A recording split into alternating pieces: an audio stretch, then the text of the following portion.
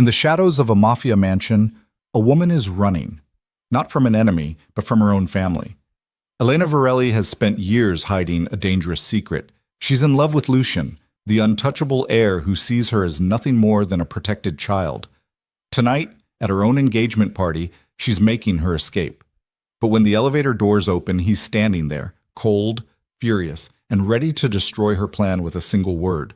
Will she choose freedom or the man who could ruin everything? Like this video, comment with your city so I can see how far this story travels, and stay until the end to see how it all unfolds. Stop. The champagne glass in Elena's hand trembled, just barely. Not enough for anyone to notice. Not enough to give herself away. She stood at the edge of the grand ballroom, surrounded by silk gowns and dangerous men in $1,000 suits, and she smiled like her heart wasn't trying to claw its way out of her chest. "You look beautiful tonight." Adrian's voice came from behind her, warm and familiar in a way that used to mean something. Like you were made for this. Elena turned, keeping her expression neutral. Adrian Cole stood there with that easy confidence he always wore, the kind that came from being born into money but not into blood. He was handsome in an obvious way, sharp jaw, perfect smile, eyes that knew exactly how to soften at the right moment. 6 months ago, those eyes had convinced her he understood her, that he saw past the Varelli name and the weight it carried. She'd been wrong. "Thank you," she said, her voice steady. "You clean up well yourself." He stepped closer, close enough that she could smell his cologne. Expensive. Everything about Adrian was expensive and carefully curated. "I've been trying to talk to you all week. You've been avoiding me." "I've been busy." "Too busy for me?" His smile didn't quite reach his eyes now. "We need to talk about us, Elena. Really talk. Not these surface conversations where you pretend everything's fine." Her fingers tightened around the champagne flute. "There is no us, Adrian. I thought I made that clear." "You made it clear you were scared." He reached for her hand, but she pulled back. "I get it. Your family, the pressure, all of this." He gestured vaguely at the ballroom filled with the city's most powerful crime families. "It's a lot, but you don't have to go through it alone." Elena felt the familiar crawl of frustration under her skin. This was exactly why she'd ended things. Adrian talked like he understood, but he didn't. He saw her as something to be rescued, protected, sheltered from the darkness of her own world. He had no idea that the darkness wasn't what scared her. What scared her was standing across the room, talking to 3 men who looked like they'd kill for him without question. Lucian Varelli, her cousin, the heir, the ghost who'd haunted every corner of her mind for 5 years. He stood with his back to her, but she'd memorized that silhouette anywhere. Tall, lean in a way that hid the violence he was capable of, wearing a black suit that probably cost more than most people's cars. His dark hair was pushed back, and even from here she could see the sharp line of his jaw, the way he held himself like he owned not just the room, but everyone in it. She'd loved him since she was 18. He'd never looked at her twice. "Elena." Adrian's voice pulled her back. "Are you even listening to me?" "I'm listening," she lied. "And my answer hasn't changed. We're done, Adrian. I'm sorry, but we are." His expression hardened just for a second. Then the mask slipped back into place. "You don't mean that." "I do." "Is there someone else?" The question hung in the air between them like a blade. Elena forced herself to meet his eyes, to keep her face blank. "No, there's no one else. I just don't want to do this anymore." "This?" "Us. The relationship. Any of it." Adrian studied her for a long moment, and something shifted in his expression, something darker, less polished. "You're lying." "I'm not." "You are." He leaned in, his voice dropping. "I know you, Elena, better than you think, and I know when you're hiding something." Her pulse kicked up, but she held her ground. "You need to let this go." "I will," he said quietly, "when you tell me the truth." Before she could respond, a hand settled on her lower back. Light, possessive. She didn't have to turn to know who it was. Her entire body recognized the touch before her mind caught up. "Cole." Lucian's voice was smooth, controlled, carrying just enough ice to make it a warning. You're making Elena uncomfortable. Adrian stepped back, his expression shifting into something careful. Lucien, I didn't realize you were paying attention? Lucian's hand stayed exactly where it was, and Elena felt the heat of it through the thin fabric of her dress. I always pay attention. There was a beat of silence. Adrian looked between them, and Elena saw the exact moment understanding flickered across his face. His jaw tightened. Of course, Adrian said, his tone polite but strained. I was just congratulating Elena on the engagement announcement, though I noticed she's not wearing a ring yet. Elena's stomach dropped. The engagement. She'd almost forgotten about the reason for tonight's party. The announcement her father planned to make. An arrangement with the Romano family, a strategic alliance wrapped up in marriage vows and a diamond she'd never asked for. There is no engagement, Elena said sharply. Both men looked at her. Lucien's hand tensed against her back. Your father seems to think otherwise, Adrian said. He's been telling everyone tonight that you'll be engaged by the end of the month. My father says a lot of things. Elena. Lucien's voice carried a warning now. Don't. She turned to face him, and the mistake hit her immediately. Up close, he was devastating. Cold gray eyes that saw too much, a mouth that never quite smiled, and a face that could have been carved from marble if marble could look that cruel and that beautiful at the same time. Don't what? She challenged. Don't contradict my father. Don't have an opinion about my own life. Don't make a scene. I'm not making a scene. I'm stating a fact. I'm not getting engaged to Marco Romano or anyone else. Lucian's eyes narrowed. We'll discuss this later. No, we won't, because it's not your decision. Everything in this family is my decision. The words landed like a slap. Elena felt something crack inside her chest, something that had been holding on for too long. Right, of course. How could I forget? She pulled away from him, setting her champagne glass down on a nearby table with enough force that it rattled. She could feel people starting to watch, could sense the shift in the room's energy. Varelis didn't fight in public. Varelis presented a united front, always. She didn't care anymore. Elena, Lucian said, his voice dropping to that dangerous quiet that made grown men nervous. Walk away right now, and I promise you'll regret it. She met his eyes. I already regret plenty.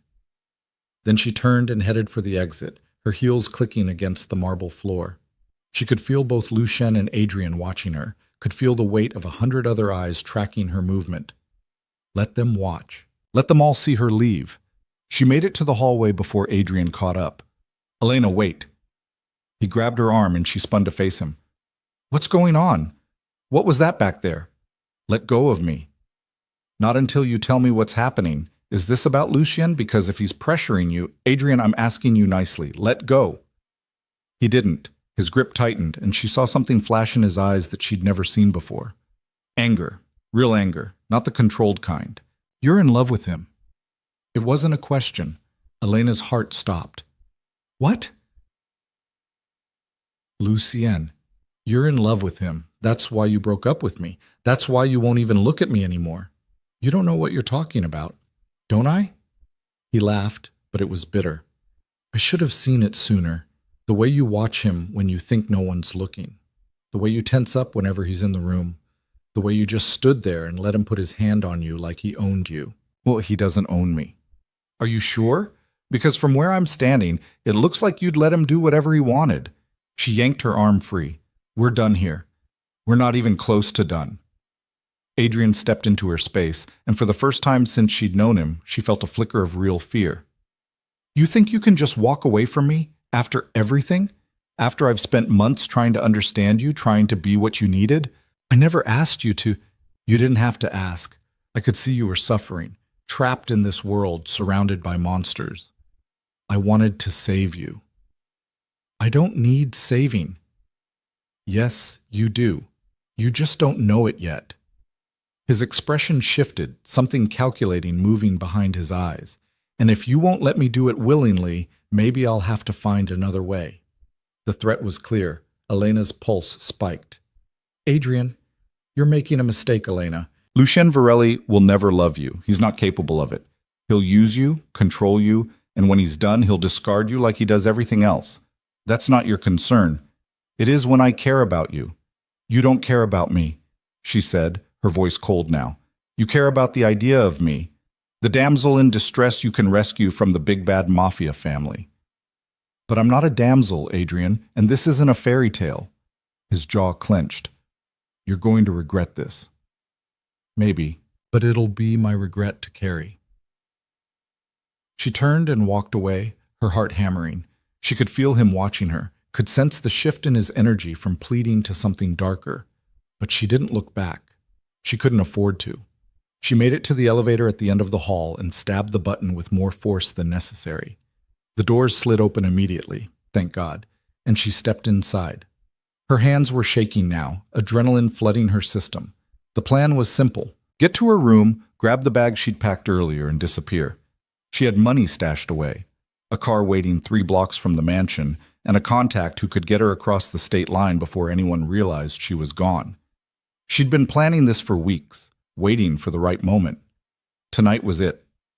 During the engagement party, when everyone would be too drunk and too distracted to notice she was missing until it was too late. She just needed to make it to the underground garage, get to her car, and the elevator doors started to close. A hand shot out, stopping them. Elena's breath caught as the doors slid back open. Lucien stood there, his expression unreadable. Going somewhere? Her mind raced. My room. I have a headache. Liar. He stepped into the elevator and the doors closed behind him. The space suddenly felt too small, too intimate. Elena pressed herself against the back wall, trying to put distance between them, but there was nowhere to go. Lucien reached over and hit the emergency stop button. The elevator lurched to a halt. What are you doing? She demanded. Keeping you from making the biggest mistake of your life. You don't get to decide what's a mistake for me. I do when it involves this family. I'm not family, she shot back. Not really. I'm just the daughter your uncle took in when my parents died. A charity case with a famous last name. Something flickered across his face, anger maybe, or something that looked almost like pain. Is that what you think? It's what I know. Then you're even more naive than I thought. The words stung, but she pushed past it. Let me go, Lucien. No. I'm not asking. Neither am I. He took a step closer, and she felt the wall against her back. You want to run? Fine, but you're going to look me in the eye and tell me why. I don't owe you an explanation.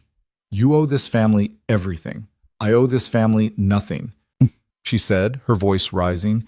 I didn't ask to be brought into this world. I didn't ask for any of this, and I'm done pretending like I'm okay with it. So you're just going to leave? Tonight? During a party being thrown in your honor? It's not in my honor. It's a business transaction. I'm being sold off to Marco Romano like a piece of property, and everyone's pretending it's something to celebrate. You're not being sold. No? Then what do you call it when my father announces my engagement to a man I've never even had a real conversation with? Lucien's jaw tightened. It's politics. It's my life. Your life belongs to this family. That's exactly my point, she said, her voice breaking. I don't have a life. I have an obligation, and I'm done. For a long moment, they just stared at each other. Elena could see the tension in his shoulders, the way his hands had curled into fists at his sides. He was angry. Good. He wanted him angry. Angry was better than indifferent. Where were you planning to go? He asked finally. Anywhere. Everywhere. It doesn't matter. It matters to me. Why? So you can drag me back? Lock me in my room until the wedding? So I can keep you safe? She laughed, and it came out sharp and broken. Safe from what? The only thing I need to be safe from is this family. Is you. His expression shuddered. Me? Yes, you. The words tumbled out before she could stop them. 5 years of frustration and longing and heartbreak spilling over. Do you have any idea what it's like? Being around you every day, watching you treat me like I'm made of glass? Like I'm something to be protected and managed and kept at arm's length? Elena, I'm not a child, Lucien. I haven't been a child for a long time. But you look at me like I'm still that 18-year-old girl who showed up here scared and lost. You won't let me into the real business. You won't let me help with anything that matters. And now you're going to stand here and act like you have any right to stop me from leaving? I have every right, he said, his voice dangerously quiet. Because you're mine to protect. I'm not yours. I'm not anyone's. You're wrong.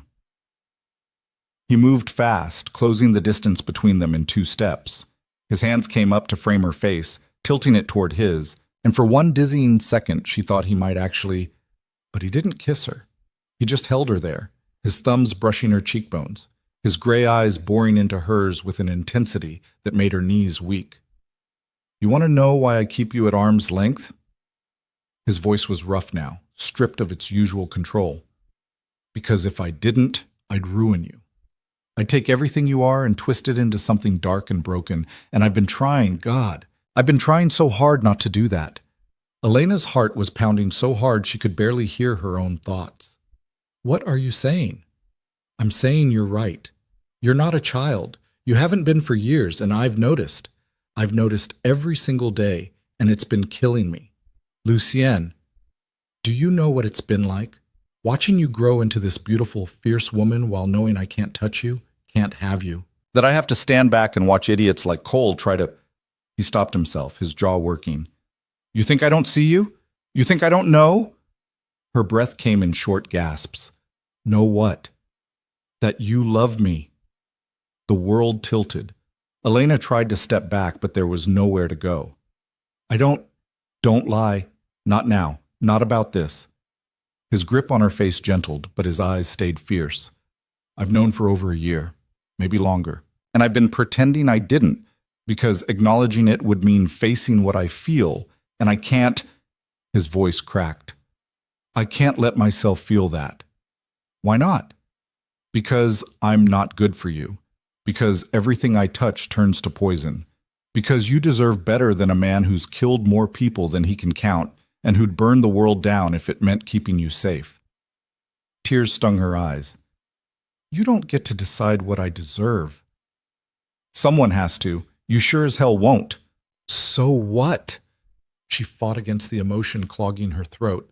You're just going to push me away forever? Watch me marry someone else? Pretend this doesn't exist? His expression twisted into something anguished. Yes. That's not fair. Life's not fair, princess. Welcome to the real world. The nickname hit like a slap. He'd called her that once, years ago, when she'd complained about some trivial thing. She'd hated it then. She hated it now. Let me go, she whispered. No. Lucienne, please. The elevator jolted suddenly, not from the emergency stop, but from something else. A distant boom echoed through the shaft, and the lights flickered. They both froze. What was that? Elena asked. Lucienne's entire demeanor changed in an instant. The vulnerable man who'd been touching her face disappeared, replaced by the cold, efficient killer she knew he could be. He pulled a gun from somewhere inside his jacket. When had he even brought that? And moved to position himself between her and the elevator doors. Stay behind me, he ordered. What's happening? I don't know. But whatever it is, it's not good. Another boom, closer this time. The elevator shook. Lucian pulled out his phone with his free hand and dialed quickly. Marco, what's your location? A pause. Understood. Get everyone to the safe room. Now. He hung up and looked at Elena. We need to move. Move where? We're stuck in an elevator. He holstered the gun and reached up, pushing against the ceiling panel. It popped free, and he pulled himself up with the kind of upper body strength that came from years of training. He looked down at her, extending his hand. Come on. You want me to climb out of the elevator? Unless you want to wait around to see who's bombing my house, yes. She grabbed his hand and he hauled her up like she weighed nothing. They emerged into the elevator shaft, and Elena immediately regretted wearing heels. The gap between the elevator and the shaft wall was narrow, the drop below them dark and terrifying. Don't look down, Lucian said. Wasn't planning on it. He found the maintenance ladder and tested it. It'll hold. Follow me and don't stop until we reach the top. They climbed. Elena's arms burned, her dress caught on every rung, and somewhere below them she could hear shouts and the distinctive sound of gunfire. Real gunfire, not the kind from movies. Someone was attacking the mansion during a party filled with every major crime family in the city. This was either the boldest move she'd ever seen or the stupidest. They reached the top of the shaft, and Lucy forced open a service door that led into a maintenance corridor. He pulled her through and immediately started moving, his gun drawn again. "Where are we going?" she asked. "Control room. I need to see what we're dealing with." They navigated through a maze of service hallways that Elena didn't even know existed. Lucien moved with absolute certainty, like he'd mapped every inch of this place in his mind. They emerged into a small room filled with security monitors. 3 men were already there, all armed, all looking grim. They snapped to attention when Lucien entered. "Status," he demanded. "East Wing's been compromised," one of them said. "At least 20 hostiles, maybe more. They came in through the service entrance, professional, military-grade weapons." "Casualties?" "Unknown. We've evacuated most of the guests to the safe room, but we're getting reports of scattered groups pinned down in different locations. Who's behind it? Still identifying. They're not wearing colors." Lucien studied the monitors, his expression unreadable. Elena watched him work, watched the way he processed information and made decisions without hesitation. This was the Lucien the world saw, cold, calculating, utterly in control. Then his eyes landed on one specific monitor, and something changed. "Pull up camera 12. The man complied. The screen showed the ballroom, or what was left of it. Tables overturned, champagne spilled across marble, and in the center of it all, "Adrian," Elena breathed. He stood surrounded by armed men, all of them taking orders from him. As they watched, he gestured to someone off-screen, and 2 more men dragged in a struggling figure. Elena's blood went cold. "That's my father." Lucien's jaw clenched. "Get Marco on the line. Tell him we have a traitor. Already on it." On the screen, Adrian said something to her father. Even without audio, Elena could see the fear in her father's eyes, the way he tried to pull away when Adrian leaned in close. "He's been feeding someone information," Lucien said quietly. "That's how they knew our security protocols, how they knew when to hit us." "But why?" Elena couldn't process it. "Adrian has no stake in this. He's not even part of the life." "Isn't he?" Lucien's eyes found hers. "He's been dating you for months, Elena, getting close to the family, learning our routines, and tonight, when you broke up with him," understanding hit her like a freight train. "This is my fault." "No, this is his choice." "But if I hadn't—" "Don't." Lucien turned to her fully, his expression fierce. "Don't you dare blame yourself for this. He made his decision long before tonight." Another explosion rocked the building, closer this time. The lights flickered and died, plunging them into darkness before the emergency generators kicked in. "We need to move," one of the security men said. "They're heading for the control room." Lucien nodded. "Elena, you're going to the safe room with—" "No!" He looked at her like she'd lost her mind. "This isn't a negotiation." "You're right. It's not. I'm not hiding while my family is under attack." "Your family is exactly why you need to hide. If they get their hands on you, they already have my father. If Adrian's working with whoever this is, he knows exactly how valuable I am as leverage." She met his eyes, refusing to back down. "I can help." "You're untrained. I'm smart. And I know Adrian better than anyone. I can anticipate what he'll do." Lucien studied her for a long moment. Elena could see him weighing options, calculating risks. Finally, he swore under his breath, "You stay with me. You don't leave my sight. And if I tell you to run, you run. Understood?" "Understood." He handed her a gun from one of the security lockers. "You know how to use this?" "You'd be surprised what I know." Something that might have been approval flickered in his eyes. "Let's go." They moved as a unit through the service corridors, Lucien leading with 2 guards flanking them. Elena's heart pounded, but her hand stayed steady on the gun.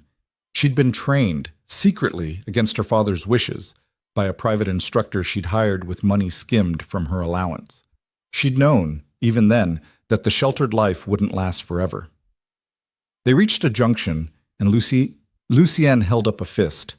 Everyone froze. Voices echoed from the hallway ahead, male, armed, speaking in clipped, professional tones. Lucian signaled to his men, and they moved with practiced efficiency. Two broke off to flank the hostiles, while Lucian and one guard stayed with Elena. The confrontation was brief and brutal. 3 shots, 2 bodies hitting the floor, and then silence. "Clear," one of the guards called. They kept moving.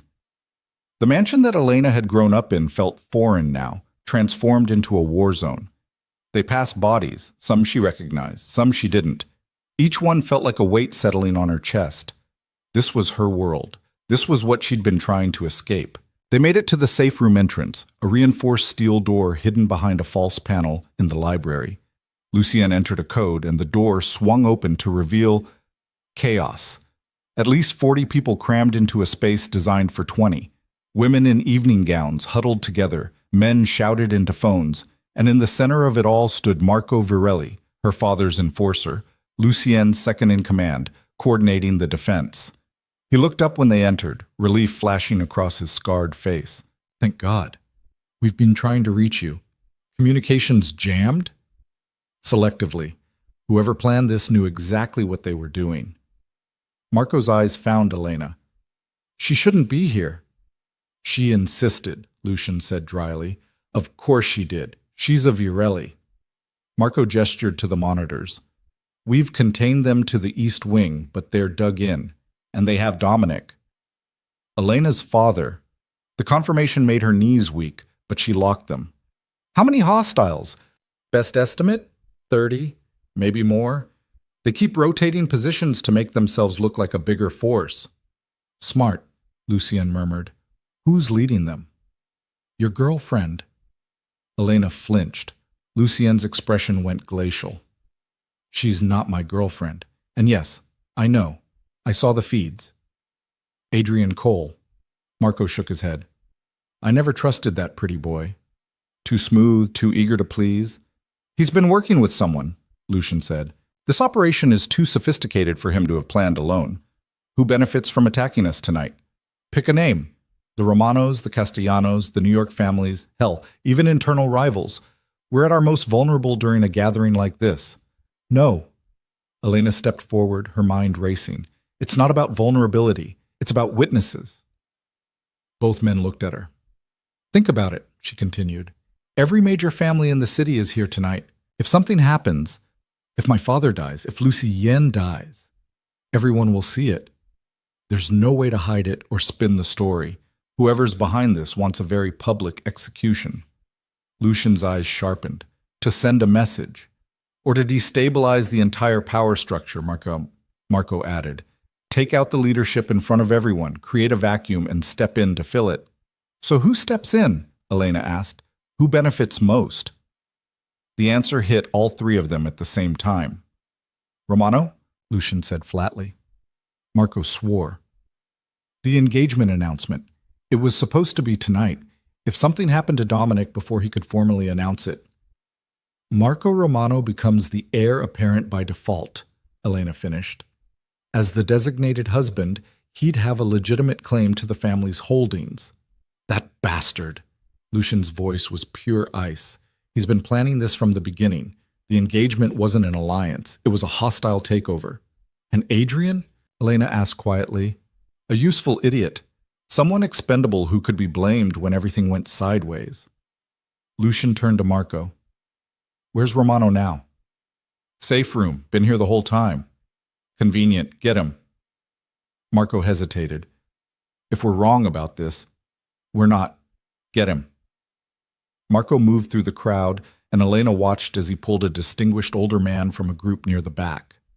Marco Romano, not to be confused with his son, was in his 60s, silver-haired, with the kind of face that photographed well, trustworthy, fatherly, a complete lie.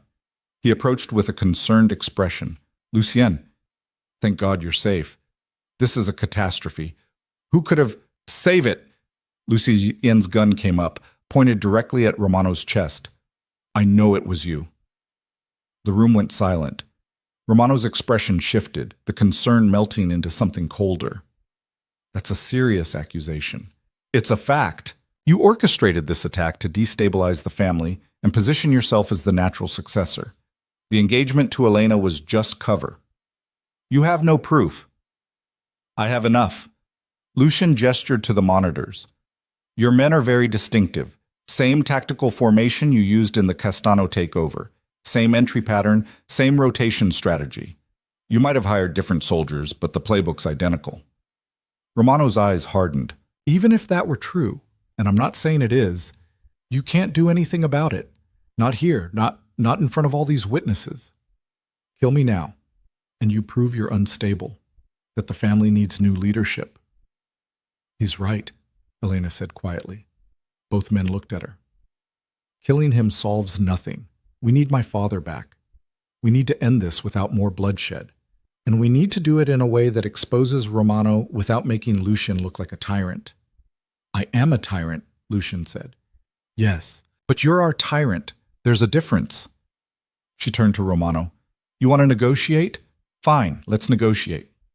Romano's expression turned calculating. What do you propose? A trade. Me for my father. No, Lucian said immediately.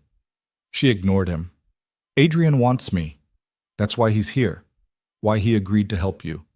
His attack tonight wasn't random. I broke up with him hours ago, and this is his way of trying to force my hand. So give him what he wants. Give him me. Elena, in exchange, you get your men out clean.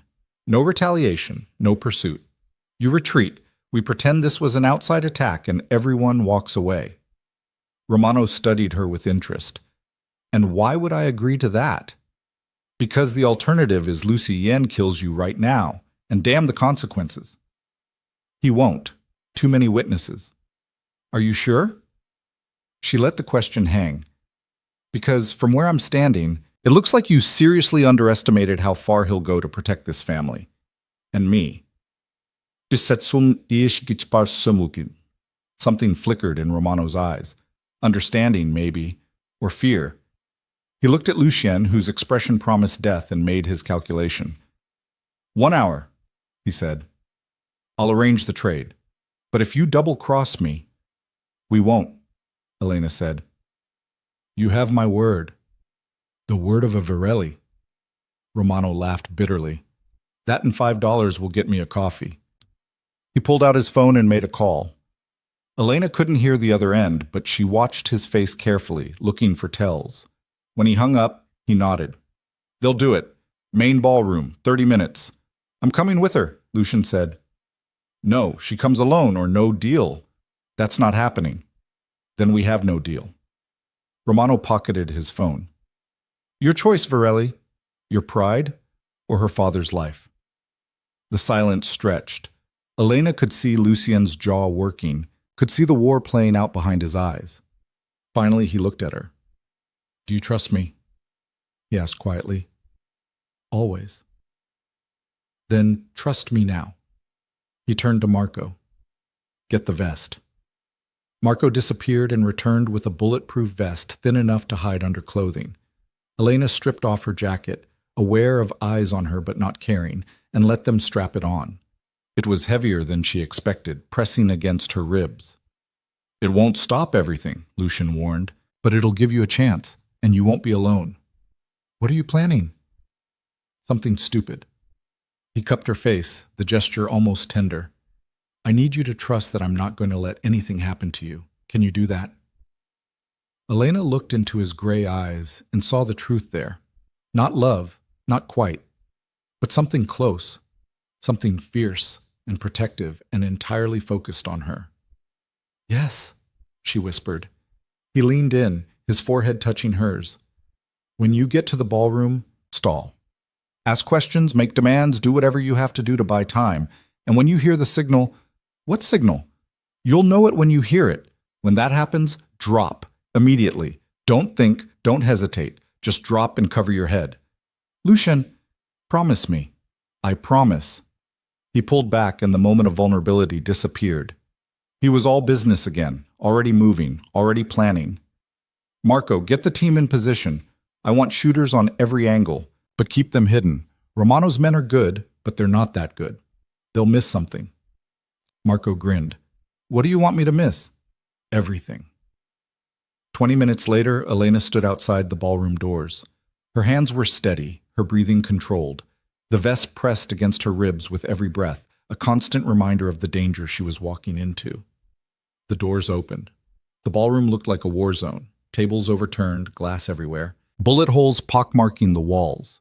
And in the center of it all, Adrian stood with a gun pointed at her father's head. Dominic Varelli looked smaller than she remembered, older. Blood trickled from a cut above his eye, and his hands were bound behind his back. But his eyes were fierce and focused entirely on her. "Don't do this, Elena," he called out. "Shut up," Adrian snapped. Then to her, "I knew you'd come." Elena walked forward slowly, her heels clicking on broken glass. "Let him go, Adrian. Not yet. First we talk." "There's nothing to talk about." "There's everything to talk about." He gestured with the gun, making her father flinch. "You really think you can just walk away from me? After everything?" "I already did." "Because of him." Adrian's expression twisted. "Lucien Varelli, the great untouchable prince. You think he loves you? You think he'll ever choose you over his precious family? This isn't about Lucien." "Everything's about Lucien!" Adrian's voice rose, cracking. "I tried to save you from this world. I tried to give you a way out. But you'd rather stay here in this nightmare, pining after a man who sees you as property." "He doesn't." "He does. They all do. You're just another asset to be managed, another piece on the board. But I saw you differently. I saw you as a person, as someone worth saving." Elena took another step closer. "If you really saw me, you'd know I don't need saving." "Then what do you need?" "To be free to make my own choices, even if they're wrong, even if they hurt." Adrian stared at her for a long moment. Then he lowered the gun from her father's head and pointed it at her instead. Wrong answer. Everything happened at once. A whistle, sharp and piercing, cut through the air. Elena dropped, muscle memory taking over before her brain caught up. Gunfire erupted from 3 directions, and Adrian's men scattered. Someone grabbed her father and dragged him behind an overturned table. Elena stayed flat, her face pressed against cold marble as bullets flew overhead. Then hands grabbed her, rough, urgent, and hauled her backward. She twisted, saw Adrian's face twisted in rage, and realized he'd gotten to her first. "You bitch," he hissed, dragging her toward the exit. "You set me up." She drove her elbow backward into his ribs. He grunted but held on, the gun now pressed against her temple. "Let her go, Cole." Lucien's voice, cold, final. Adrian spun, using Elena as a shield. "Not a chance. She's mine. She was never yours. And she's yours? Is that it? The great Lucien Varelli finally admitting he wants something? I'm admitting I'll kill you if you don't let her go in the next 3 seconds." Big words from a man who's outnumbered. "Look around, Cole. Your men are down. Romano's men have abandoned you. You're alone." Elena could feel Adrian's breathing quicken, could feel the tremor in his hand. Panic. He was panicking, which made him dangerous. "You know what?" Adrian's voice went cold. "If I can't have her, no one can." His finger tightened on the trigger. Elena didn't think. She twisted hard, using every ounce of self-defense training she'd secretly acquired. Adrian's grip loosened just enough. The gun went off. Pain exploded through her shoulder, white-hot and blinding. She hit the ground hard, her vision swimming. Distantly, she heard more gunfire, heard Adrian scream, heard Lucien shouting her name. Then hands, gentle hands, were on her face. "Elena, Elena, look at me." She forced her eyes open. Lucien's face hovered above her, pale and terrified in a way she'd never seen before. "Vest," she managed. "I'm Vest." The bullet went above it. "Your shoulder. Can you move?" She tried. White-hot agony shot through her, but she could wiggle her fingers. "Yes." "Good. That's good. Stay with me, okay? Stay with me." She wanted to. She really did. But the darkness was so tempting, and she was so tired. The last thing she saw before everything went black was Lucien's face, and the last thing she heard was his voice, cracked and broken, saying her name like a prayer. When she woke up, The ceiling was white, clean, hospital white. Elena tried to sit up and immediately regretted it. Pain lanced through her shoulder, making her gasp. Don't move. She turned her head carefully. Lucien sat in a chair beside her bed, looking like he hadn't slept in days. His shirt was wrinkled, his hair disheveled, and there were dark circles under his eyes. How long? She asked, her voice rough. 18 hours. The bullet missed anything vital, but you lost a lot of blood. His eyes met hers. You scared the hell out of me. Is my father? Fine. Shaken up, but fine. He's been here 3 times already. So has Marco. And Adrian? Lucien's expression went flat. Dead. He tried to shoot you again after you went down. I didn't give him the chance? Elena absorbed that. She should feel something. Guilt, maybe, or sorrow. But all she felt was tired relief. And Romano? Being dealt with. Turns out several other families took exception to his little power play. He won't be a problem anymore. The family? Intact. Pissed off, but intact. We'll rebuild. She studied his face, seeing the weight he carried. You blamed yourself. Of course I did. I let you walk into that room. I should have... You should have what? Locked me up? Treated me like a child? Nzen. She reached out with her good arm and caught his hand. You trusted me to make my own choice. That's all I ever wanted. His fingers tightened around hers. Your choice almost got you killed. My choice saved my father, saved the family, and proved something I've been trying to tell you for years. What? That I'm stronger than you think. He looked at their joined hands. I know you are. I've always known. That's what terrifies me. Why? Because strong people don't need me, and I... He stopped, his jaw working. I need to be needed. Elena's heart clenched. Lucien, you were right. About everything. I've been keeping you at arm's length, treating you like something fragile, because if I didn't... He finally met her eyes. If I didn't, I'd have to face what I've been running from for 5 years.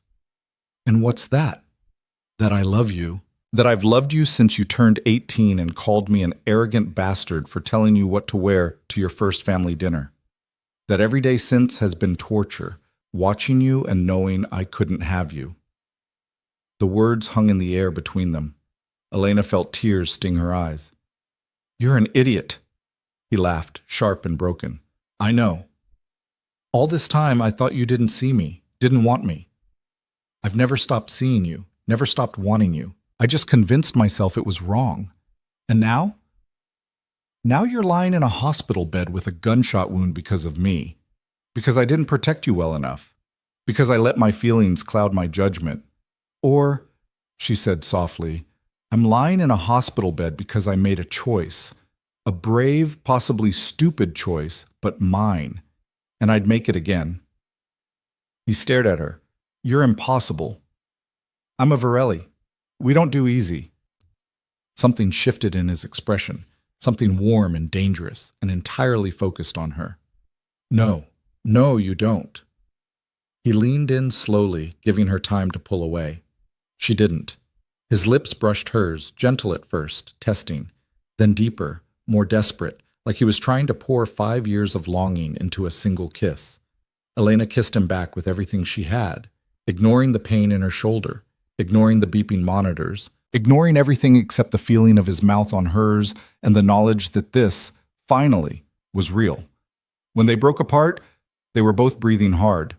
I love you, she said, in case that wasn't clear. It was clear. He rested his forehead against hers. But I like hearing it anyway. Good, because I'm going to say it a lot. Elena, and I'm not leaving. I'm not running. I'm staying, and I'm going to be part of this family, the real family, not the protected, sheltered version. I'm going to learn the business, take on responsibilities, and make my own decisions. And you're going to let me. His expression turned wary. That's not... Yes, it is. Because if you love me, if you really love me, you'll trust me enough to let me stand beside you, not behind you, beside you. She could see him struggling, could see the protective instinct warring with the respect she'd earned. Finally, he exhaled slowly. This is going to be complicated. Everything worth having is complicated. You could still get hurt. So could you. That's the risk we take.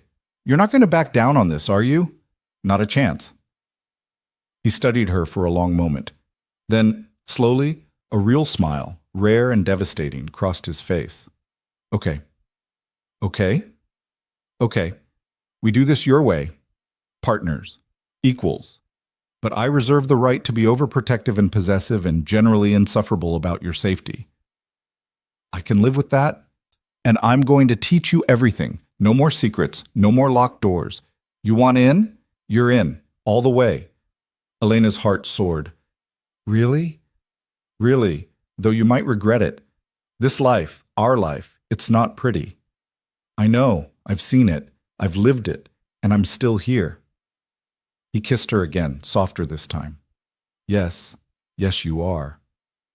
The door opened and they broke apart quickly. Elena's father stood in the doorway, looking between them with an expression that was hard to read. Dad? Elena started. Lucien. Her father's voice was carefully neutral. Could you give us a moment? Lucien stood, squeezing Elena's hand once before leaving. The door clicked shut behind him. Dominic Varelli approached the bed slowly. How are you feeling? Sore, but alive. Thanks to Lucien. Thanks to a lot of people. Her father sat in the chair Lucien had vacated. I owe you an apology. Elena blinked. What? For the engagement. For trying to arrange your life without consulting you. For treating you like a bargaining chip instead of my daughter. He looked older in the harsh hospital light, tired. I thought I was protecting you, keeping you safe. But all I did was push you toward danger. You were doing what you thought was right. That doesn't make it acceptable. He reached out and took her hand. Your mother would be ashamed of me. She always said you had her fire, her strength. I should have listened. Tears pricked Elena's eyes. I barely remember her. She was extraordinary, brilliant, fearless, and completely unwilling to be told what to do. You're exactly like her. He smiled faintly, which terrifies me, by the way. Dad, let me finish. I've been blind to what you're capable of, to what you want, to... He gestured vaguely in the direction Lucien had gone, to what's been happening right under my nose. But I'm not blind anymore. And if this is what you want, if he's what you want, then I won't stand in your way. What about the business, the family? The family will adapt. They always do. And as for the business, his expression turned calculating. I think it's time we started training the next generation properly. No more keeping you in the dark. No more protection through ignorance. Elena felt hope bloom in her chest. You mean it? I mean it. Starting tomorrow. Well, starting when you're healed, you're going to learn everything. The books, the contacts, the operations, all of it. And Lucy... And her father's expression turned stern. If he hurts you, I'll kill him myself. Dad, I'm serious. I don't care that he's family. I don't care that he's the heir. You're my daughter, and you come first, always. The fierce protectiveness in his voice made her chest ache. I know, and I love you for it. But you don't have to worry. Lucien would die before he hurt me. Let's hope it doesn't come to that. He stood, leaning down to kiss her forehead. Get some rest. We'll talk more tomorrow. He left, and Elena was alone with her thoughts. The room was quiet except for the beeping monitors and the distant sounds of the hospital. She looked out the window at the city skyline, thinking about everything that had changed in the last 24 hours. She'd planned to run, to escape this life, this family, this world of violence and power. Instead, she'd run toward it. And somehow, against all odds, she'd found exactly what she'd been looking for. Not freedom from the darkness, but someone willing to stand in it with her. Someone who saw her strength and didn't try to diminish it. Someone who loved her enough to let her choose her own path, even when that path led straight into danger. The door opened again. Lucien slipped inside, carrying 2 cups of terrible hospital coffee. Your father's blessing? She asked. more like a death threat disguised as permission. He handed her a cup. But I'll take it. What happens now? Now? He settled into the chair, his eyes finding hers. Now we rebuild. We clean up Romano's mess, shore up our alliances, and make sure everyone knows the Varelli family is stronger than ever. And us? Us. He said the word like he was testing it, tasting it. We figure it out as we go, together. No more running? No more running. Elena smiled, feeling lighter than she had in years. Good, because I'm exactly where I want to be. Lucian leaned in, his lips brushing her temple. So am I. Outside, the city continued its endless pulse, dangerous, beautiful, and full of possibility. And inside a hospital room high above it all, two people who'd spent years circling each other finally stopped running and started building something new, something that looked a lot like love. 3 days after the shooting, Elena sat in the back of a bulletproof town car, watching the city blur past her window. Her shoulder ached despite the painkillers, and the sling felt like a target painted on her chest. But she'd refused to stay in the hospital any longer, and Lucien had stopped arguing after the second day. He sat beside her now, his hand resting on her knee in a gesture that was becoming familiar. Possessive, but not controlling, a reminder that he was there. You don't have to do this today, he said quietly. We can wait until you're stronger. I'm strong enough. Elena turned to meet his eyes. And the longer we wait, the more time people have to question what happened, to create their own narratives. Let them question. You don't mean that. He didn't. They both knew perception was everything in their world. The attack at the engagement party had shaken the entire criminal infrastructure of the city. 3 families had lost members, millions in damage had been done, and Adrian Cole's betrayal, along with Romano's conspiracy, had exposed vulnerabilities no one wanted to acknowledge. The Varelli family needed to project strength, unity, and that meant Elena standing beside Lucien at the emergency council meeting, bullet wound and all. The car pulled up to a nondescript building in the industrial district.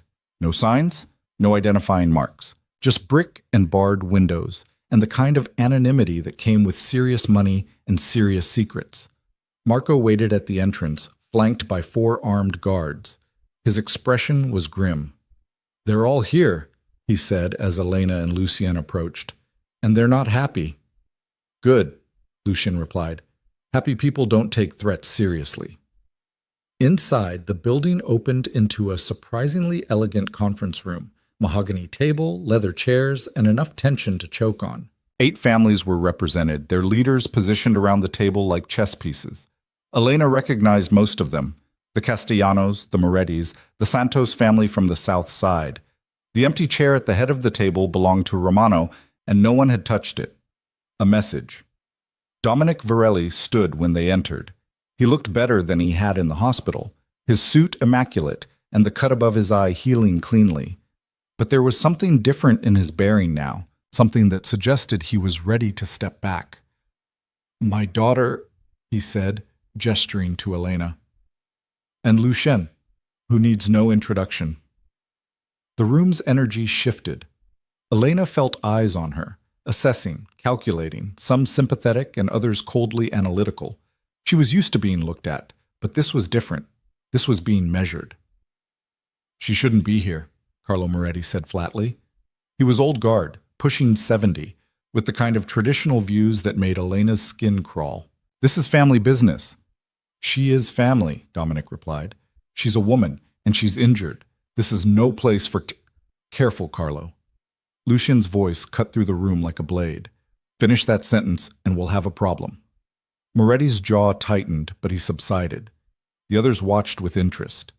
This was theater, Elena realized. Everything here was performance and positioning. She pulled out a chair and sat, ignoring the way her shoulder protested. Lucien remained standing behind her, his hand resting on the back of her chair. Let's begin, Dominic said. We all know why we're here.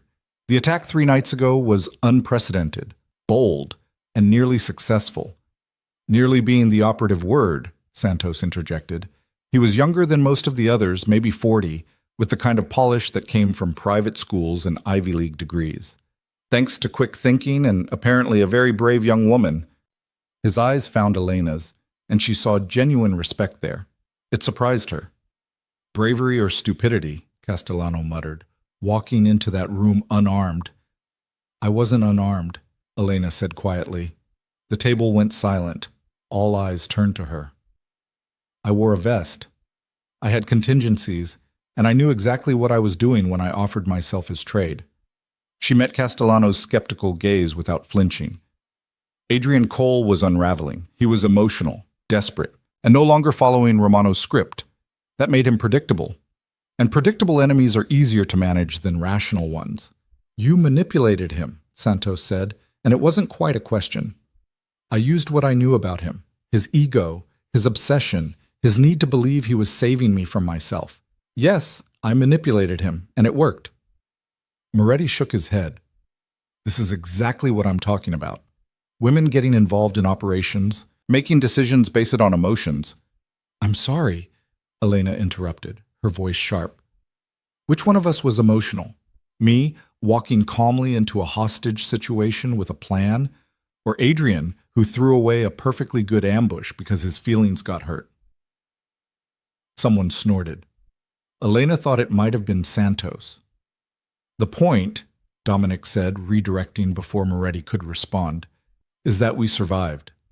Romano's coup failed, but the damage is done. We have bodies to explain, property to rebuild, and trust to restore. Trust, Castellano repeated bitterly. How do we trust anyone after this? Romano sat at this table for 20 years. 20 years, and we never suspected. Because he was patient, Lucian said. He played the long game, building relationships, establishing himself as reliable. Then he waited for the perfect opportunity, an engagement announcement that would give him legitimate claim to our holdings if something happened to Dominic. And the Cole boy? Santos asked. A useful tool. Someone with access to Elena, to the family's routines. Someone expendable. Lucien's hand tightened slightly on Elena's chair. Romano fed him just enough information to make him feel important while keeping him ignorant of the real plan. When everything went wrong, Cole would take the blame and Romano would emerge as the tragic victim. Except it didn't go wrong for Cole, Moretti pointed out. It went wrong for Romano, because of her. He nodded at Elena, and the gesture was almost grudging respect. The question now, Dominic said, is what we do about the power vacuum. Romano's family is in disarray. His son, the one Elena was supposed to marry, has disappeared. Their territories are vulnerable. The energy in the room shifted again, sharpening into something predatory. This was what they'd really come for. Not solidarity or justice, but opportunity. The East Docks, Castellano said immediately. Romano controlled the shipping routes. Without him, they're open. The ports maybe, Santos countered. But the political connections? Those belong to whoever can maintain Romano's relationships with the city officials. Assuming those officials want to maintain relationships with us, Moretti added. This attack made the news. Not details, but enough. Police are asking questions. The mayor's office is making noise about organized crime crackdowns. Let them make noise, Lucian said. They've been on Romano's payroll for years. They're not going to bite the hand that feeds them just because the hand changed. You sound very confident about taking Romano's place, Santos observed. I'm confident about protecting what's ours. Whether that means expanding into Romano's territories or simply making sure no one else does. Lucian's expression was unreadable. The Varelli family has no interest in empire building, but we won't be pushed out either. Elena listened to them negotiate, watched the careful dance of power and positioning. These men had spent decades perfecting this game, learning when to push and when to yield. She'd spent her whole life watching from the sidelines, dismissed as irrelevant. Not anymore. There's another consideration, she said, and the table quieted again. Romano didn't work alone. He had inside information, security codes, patrol patterns, family schedules. Someone fed him that information. Cole? Moretti said immediately. Cole had access to me, not to operational details. He knew when I'd be home, what events I attended. But the attack happened during a shift change in security that only family would know about. The entry points they used required codes that get changed weekly. Adrian couldn't have provided that. Dominic's expression darkened. You think we have another traitor. I think we'd be stupid not to consider it. Silence fell. The implications settled over the room like a shroud. If Elena was right, if there was still a leak, then everyone at this table was suspect. That's a serious accusation, Castellano said carefully. It's a serious situation, Elena replied. I'm not accusing anyone specifically. I'm saying we need to be smart about how we move forward. Assume our information is compromised until we can prove otherwise. Santos leaned back in his chair, studying her with open curiosity. You've thought about this. I've had 3 days in a hospital bed with nothing to do but think. And what else did you think about? Elena glanced at Lucien, who gave her an almost imperceptible nod. Permission, or maybe trust. I think we're approaching this wrong, she said. We're treating Romano's betrayal as an isolated incident, one bad actor, one conspiracy. But what if it's not? What if this is part of a larger pattern? What pattern? Dominic asked. The old ways are dying. The traditional power structures, the family loyalties, the unwritten rules, they're not holding anymore. People like Romano see that. So do outsiders like Adrian, who think they can manipulate their way in. And if we don't adapt, if we keep operating like it's still 1985, we're going to get picked apart piece by piece. Moretti scoffed. This is exactly the kind of progressive nonsense I was worried about. The old ways worked for 50 years. The old ways got my father kidnapped and me shot, Elena said flatly. I'm not suggesting we abandon everything. I'm suggesting we evolve, tighten our security, modernize our information networks, and stop pretending that loyalty alone is enough to protect us. And who would lead this evolution? Santos asked. You? The question hung in the air, loaded with implications. Elena felt Lucien tense behind her. No, she said. My father leads this family. Lucien will succeed him when the time comes. But I can help. I have skills, perspectives, connections that could be useful. If you'll let me. If we'll let you, Castellano repeated. You make it sound like we have a choice. You do. You can dismiss me as Dominic's daughter playing at business. You can treat me like Romano tried to, as a commodity to be traded. Or you can recognize that I've proven myself and use that to your advantage. She met each of their eyes in turn. Your choice. The silence stretched. Elena could hear her own heartbeat, could feel Lucien's hand hovering near her shoulder like he wanted to touch her, but knew better than to make the gesture in front of these men. Finally, Santos laughed. It was unexpected and genuine, breaking the tension like a stone through glass. I like her, he said. She's got spine, and she's right.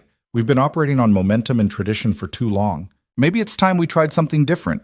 This is insanity, Moretti protested. This is survival, Santos corrected. The world is changing whether we like it or not.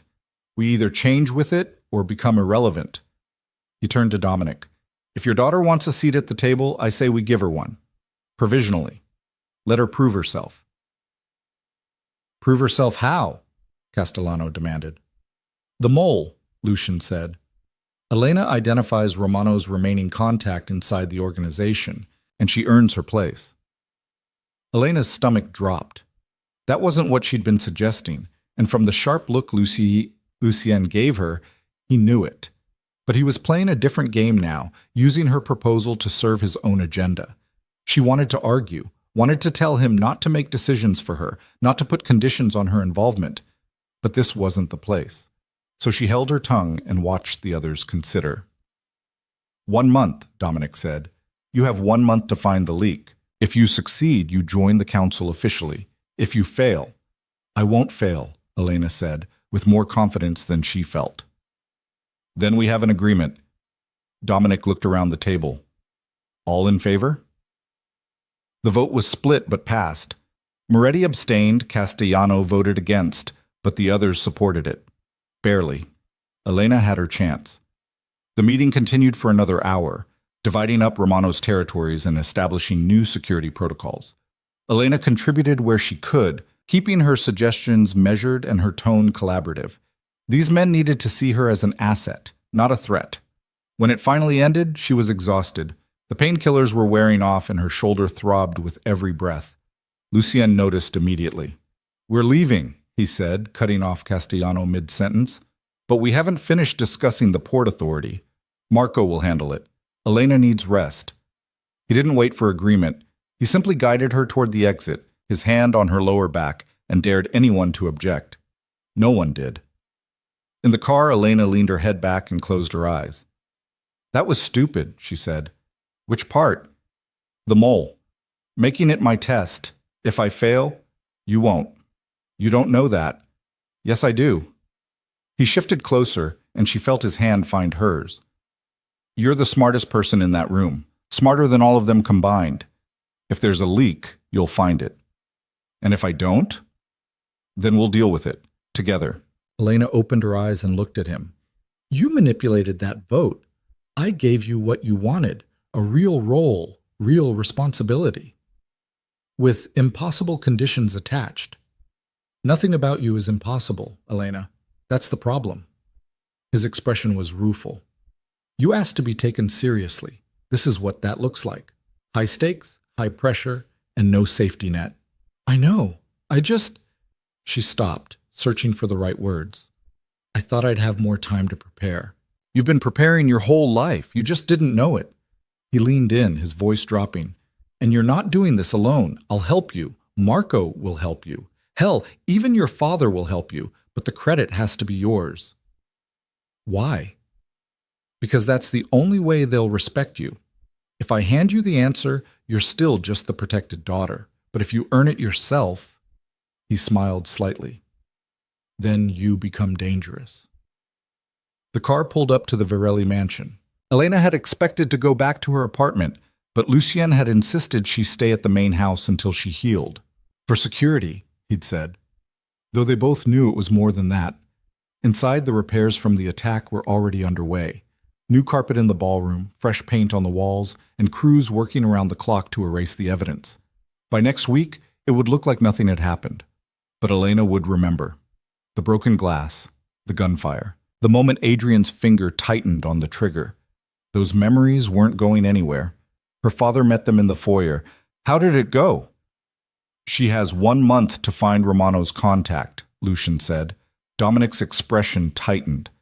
"That wasn't the plan. Plans change. She agreed to it." "Did she have a choice?" "I always have a choice," Elena interrupted before they could argue about her like she wasn't standing right there. "And I made mine. I'm going to find the leak, prove myself, and earn my place." End of discussion. Both men looked at her. Then Dominic smiled, small, proud, and a little sad. "You really are your mother's daughter." "So I keep hearing." Elena headed for the stairs, suddenly desperate to be alone. "I'm going to rest. Don't wait up." She made it to her room, the same room she'd grown up in, though it felt different now, and collapsed onto the bed. The shoulder screamed in protest, but she ignored it. She had bigger problems. 1 month. 30 days to identify a traitor who'd been smart enough to avoid detection for months, possibly years. Someone with deep access to family operations and the trust of people like her father and Marco. It felt impossible. A knock on the door interrupted her spiral. "Come in." Lucien entered, carrying a tray with soup and bread. "You need to eat."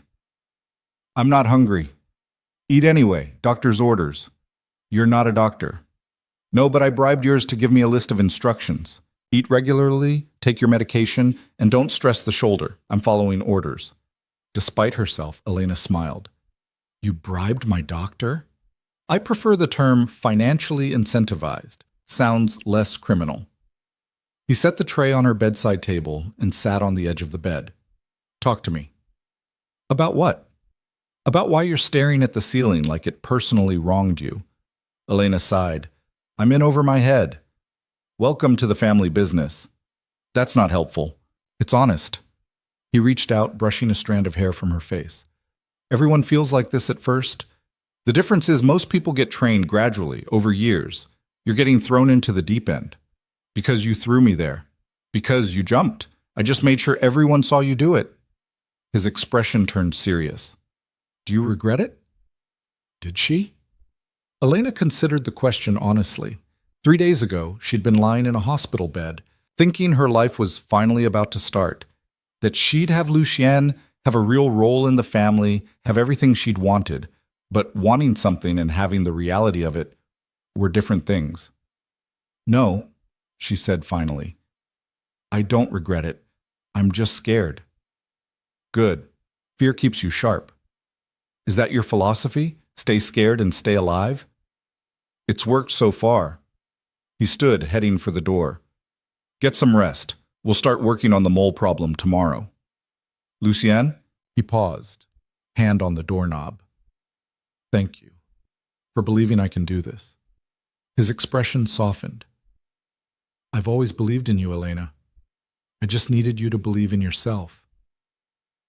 He left, and Elena was alone with her thoughts and her soup. She ate mechanically, her mind already working through the problem. Romano's contact, someone with deep access, someone trusted. The obvious suspects were the inner circle, Marco, the senior guards, her father's advisors. But if it were that obvious, they would have been caught already, which meant the mole was either incredibly good at hiding or positioned somewhere unexpected. Elena pulled out her phone and started making notes. Names, access levels, who knew what when. The attack had required detailed information about security rotations, family schedules, and building layouts. That narrowed it somewhat, but not enough. She worked until her eyes burned and her shoulder ached so badly that even breathing hurt. Then she took her medication, set an alarm for tomorrow, and tried to sleep. Her dreams were fragmented and violent. Adrian's face twisted in rage, the gun pointing at her father. Lucien's expression when the bullet hit, like his entire world had shattered. She woke gasping, sweat-soaked and disoriented. The clock read 3 in the morning. She'd been asleep for maybe 2 hours. Getting up was a mistake, but staying in bed felt worse. Elena wrapped a robe around herself and padded barefoot through the dark mansion. Most of the staff were asleep, and the guards changed shifts at 4, which meant the house was as quiet as it ever got. She found herself in her father's study without really meaning to. The door was unlocked, unusual, and light spilled from under the frame. Elena pushed it open carefully. Dominic sat behind his desk, surrounded by papers and ledgers. He looked up when she entered, his expression shifting from concentration to concern. "Can't sleep?" he asked. "Bad dreams. You?" "Bad memories." He gestured to the papers. "Romano and I started together. Did you know that? 30 years ago, we were just 2 kids trying to make a name for ourselves." Elena settled into the chair across from him. "What happened?" "Life. Choices. He wanted power more than he wanted loyalty, and I wanted to build something lasting." Dominic picked up a photograph from the desk, him and Romano, decades younger, smiling at the camera. "I should have seen it. The signs were there. You can't blame yourself for trusting someone. Can I? I'm the head of this family. Protecting everyone is my job. And I failed." He set the photo down. "Your mother would have spotted it. She always saw through people's masks." "Tell me about her," Elena said quietly. "You never talk about her." Dominic was silent for a long moment. When he spoke, his voice was rougher. She was fire and ice, brilliant, ruthless when she needed to be, and completely fearless. She could walk into a room full of dangerous men and own them within minutes. "Sounds familiar." He smiled faintly. "Yes. You're very much like her. It terrifies me, honestly." "Why?" "Because she died doing exactly what you're doing now, proving herself, taking risks, refusing to be protected." His eyes met hers. "She was investigating a rival family, gathering evidence of their operations. I told her it was too dangerous, that we should wait. She went anyway." Elena's chest tightened. She'd known her mother died in a car accident, but she'd never heard the full story. "What happened?" "They found out, rigged her car. She and your father, your biological father, were killed instantly." He looked away. "I took you in because your mother was my sister, and because letting you disappear into foster care felt like losing her all over again." The pieces clicked into place. "You've been trying to protect me because you couldn't protect her." "Yes." "Dad, I know. I know it's not fair to you, and I know I've been holding you back. But watching you walk into that ballroom knowing you could die—" His voice cracked. It was like losing her again. Elena stood and moved around the desk, wrapping her good arm around her father's shoulders. He pulled her close, careful of her injury, and she felt him shake slightly. "I'm sorry," he whispered. "For everything, for the engagement, for trying to control your life, for not seeing what was right in front of me. You were protecting me the only way you knew how. It was the wrong way. Maybe, but I'm still here, and I'm not going anywhere." They stayed like that for several minutes, finding comfort in the shared grief and the shared determination. When Elena finally pulled back, her father looked older but somehow lighter. "This thing with Lucien," he said carefully. "Are you sure?" "Yes." "He's not an easy man to love." "I know, but I don't want easy. I want real." Dominic studied her face, then nodded slowly. "Your mother said the same thing about your father. She chose him knowing exactly what his life was, what it would cost her, and she never regretted it. Even at the end? Especially at the end. She died doing what she believed in, with the person she loved. There are worse ways to go." Elena wasn't sure she agreed, but she understood the sentiment. "I'm going to find Romano's contact, not because I have to prove myself, but because it's the right thing to do. For you, for the family, for everyone who died in that attack. I know you will, and when you do—" He smiled slightly. "Try not to get shot again. My heart can't take it." "I'll do my best." She left him to his memories and his paperwork, feeling steadier than she had in days. The task ahead was still daunting, but she wasn't facing it alone. Back in her room, she found Lucien waiting in the hallway. "Couldn't sleep either?" she asked. "I don't sleep much. Occupational hazard." He looked her over. "You okay?" "Getting there. My dad and I talked." "About?" "My mother, his regrets, the usual heavy family drama." She unlocked her door. "Want to come in?" He hesitated. "Elena, I'm not asking you to sleep with me. I'm asking you to sit with me while I work through this mess. There's a difference." After a moment, he followed her inside. Elena grabbed her notes and laptop, settling onto the bed with everything spread around her. Lucien pulled up a chair, watching as she worked. "Talk it through," he said. "Sometimes saying it out loud helps." Romano needed detailed information about our security, shift times, entry codes, building layouts. That information exists in exactly 3 places: the security office, your files, and my father's private records. Marco controls the security office. I control my files. Your father's records are locked in a safe only he can access, which means either the mole is Marco, you, my father, or someone who has access to one of those 3 sources. Marco's been with us for 15 years. I trust him with my life, have trusted him with my life. And my father's above suspicion for obvious reasons, which leaves you. Elena looked up. "And before you get defensive, I'm not actually suggesting you're the mole. I'm saying we're missing something." Lucien leaned back, thinking, what if the information didn't come from any of those sources directly? "What do you mean?" "What if someone didn't need access to the files because they had access to the people who use them? Listening devices, cameras, someone who could observe without being noticed." Elena's mind raced. The IT department. They install and maintain all our security systems, including the cameras and intercoms. And Romano recently insisted on upgrading our entire network, said it was a gift, a gesture of goodwill between families. We let his people do the installation. When? 6 months ago. 6 months. Right around when Adrian started dating her. Right around when Romano would have been finalizing his plans. "We need to check every piece of equipment his people touched," Elena said. "Cameras, computers, phones, everything. That's going to take time. And if the mole realizes we're looking, then we make them think we're looking somewhere else." Elena started typing, pulling up the family's org chart. "We announce a security audit, standard procedure after an attack, but we focus publicly on the guards, the physical security, the obvious places. Meanwhile, we quietly audit the technical infrastructure." That could work, but we'd need someone we trust to do the technical audit. "What about that consultant you used last year? The one who helped with the warehouse security?" Lucien's expression shifted. "Chen. He's good, discreet, and has no loyalty to anyone but whoever's paying him. But bringing in an outsider is exactly what we need. Someone who has no history with the family, no allegiances that might be compromised. Elena met his eyes. Do you trust him? As much as I trust anyone. Then call him, tomorrow. Tell him it's urgent and he's getting paid double. Triple. Chen doesn't get out of bed for less than triple on rush jobs. Fine.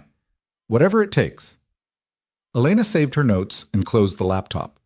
Her shoulder was screaming now, the painkillers long since worn off. We have a plan. That's something. Lucienne stood, moving to the bedside. Take your medication. Yes, doctor. I'm serious, Elena. You're no good to anyone if you're in pain. She took the pills, washing them down with water. Lucian watched until he was satisfied, then headed for the door. Stay, Elena said before she could stop herself. He froze. Elena, I'm not asking for anything except your presence. I sleep better when you're near. She felt heat rise in her cheeks. Is that pathetic? No. He turned back, his expression unreadable. It's honest. He kicked off his shoes and stretched out on top of the covers, careful to stay on his side of the bed. Elena curled on her good side, facing him. Tell me something, she said quietly.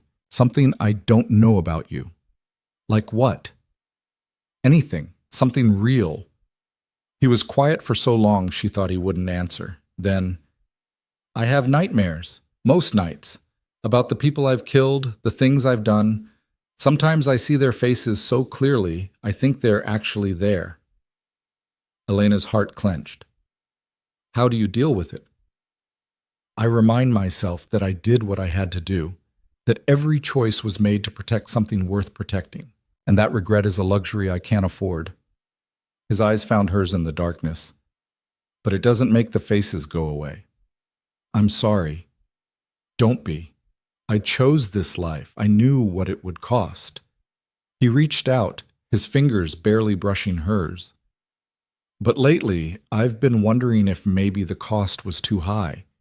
If maybe I gave up too much trying to be what everyone needed me to be. And what do you need? I don't know anymore. For the longest time, I needed control, order, everything in its place following the rules I set. But then he stopped. You made me want something different, something I didn't think I could have. What? A life that's mine, not my father's legacy or the family's expectations, just mine. With someone who sees me, really sees me, and doesn't run. Elena laced her fingers through his. I'm not running.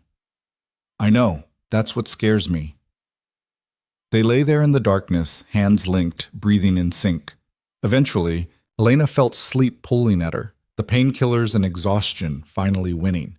The last thing she remembered was Lucian's thumb tracing circles on her wrist, and his voice, barely a whisper, I won't let anything happen to you. She wanted to tell him that she could take care of herself, that she didn't need protecting, but the words wouldn't come, and the darkness was warm and safe, and she let herself fall. Chen arrived 2 days later, a wiry man in his 40s with wire-rimmed glasses and the kind of forgettable face that made him perfect for his line of work. He carried 3 aluminum cases and an expression that suggested he'd seen worse than whatever the Varellis could throw at him. Elena met him in the conference room with Lucien and Marco. Her shoulder was healing, the sling finally gone, but the stiffness remained, a constant reminder. You're the daughter, Chen said, not bothering with pleasantries. The one who got shot. That's me. Heard you walked into it on purpose, either very brave or very stupid. Little bit of both, Elena admitted. Thanks for coming on short notice. Triple rate buys a lot of short notice. He set the cases on the table and popped them open, revealing equipment Elena couldn't begin to identify. Lucian says you think you've got surveillance planted in your infrastructure. How certain are we talking? 90%, Lucian said. Romano's people did a full system upgrade 6 months ago, around the same time information started leaking. And you're just now checking? Chen shook his head. No offense, but your security is garbage. We trusted him, Marco said tightly. First mistake. Never trust anyone in this business. Chen pulled out what looked like a modified tablet. I'm going to need access to your entire network, every camera, every computer, every phone line, and I need to do it without anyone knowing what I'm looking for. The official story is a routine security audit after the attack, Elena said. You're checking for structural vulnerabilities, not technical ones. We've already announced it to the staff. Good, that gives me cover. Chen started assembling something that looked like a scanner. This is going to take time, days, maybe a week, and if I find what I think I'm going to find, you'll have some hard choices to make. Like what? Marco asked. Like whether you want to remove the surveillance and tip off whoever's watching, or leave it in place and feed false information. Both have advantages. Both have risks. Elena exchanged a look with Lu Shen. They hadn't discussed this possibility. What would you recommend? Depends on your goal. You want to find the mole? Leave it active and trace where the information's going. You want to secure your operations? Rip it out and salt the earth. Chen looked at each of them in turn. You can't do both. We need the mole, Elena said. The security we can fix later. Your funeral.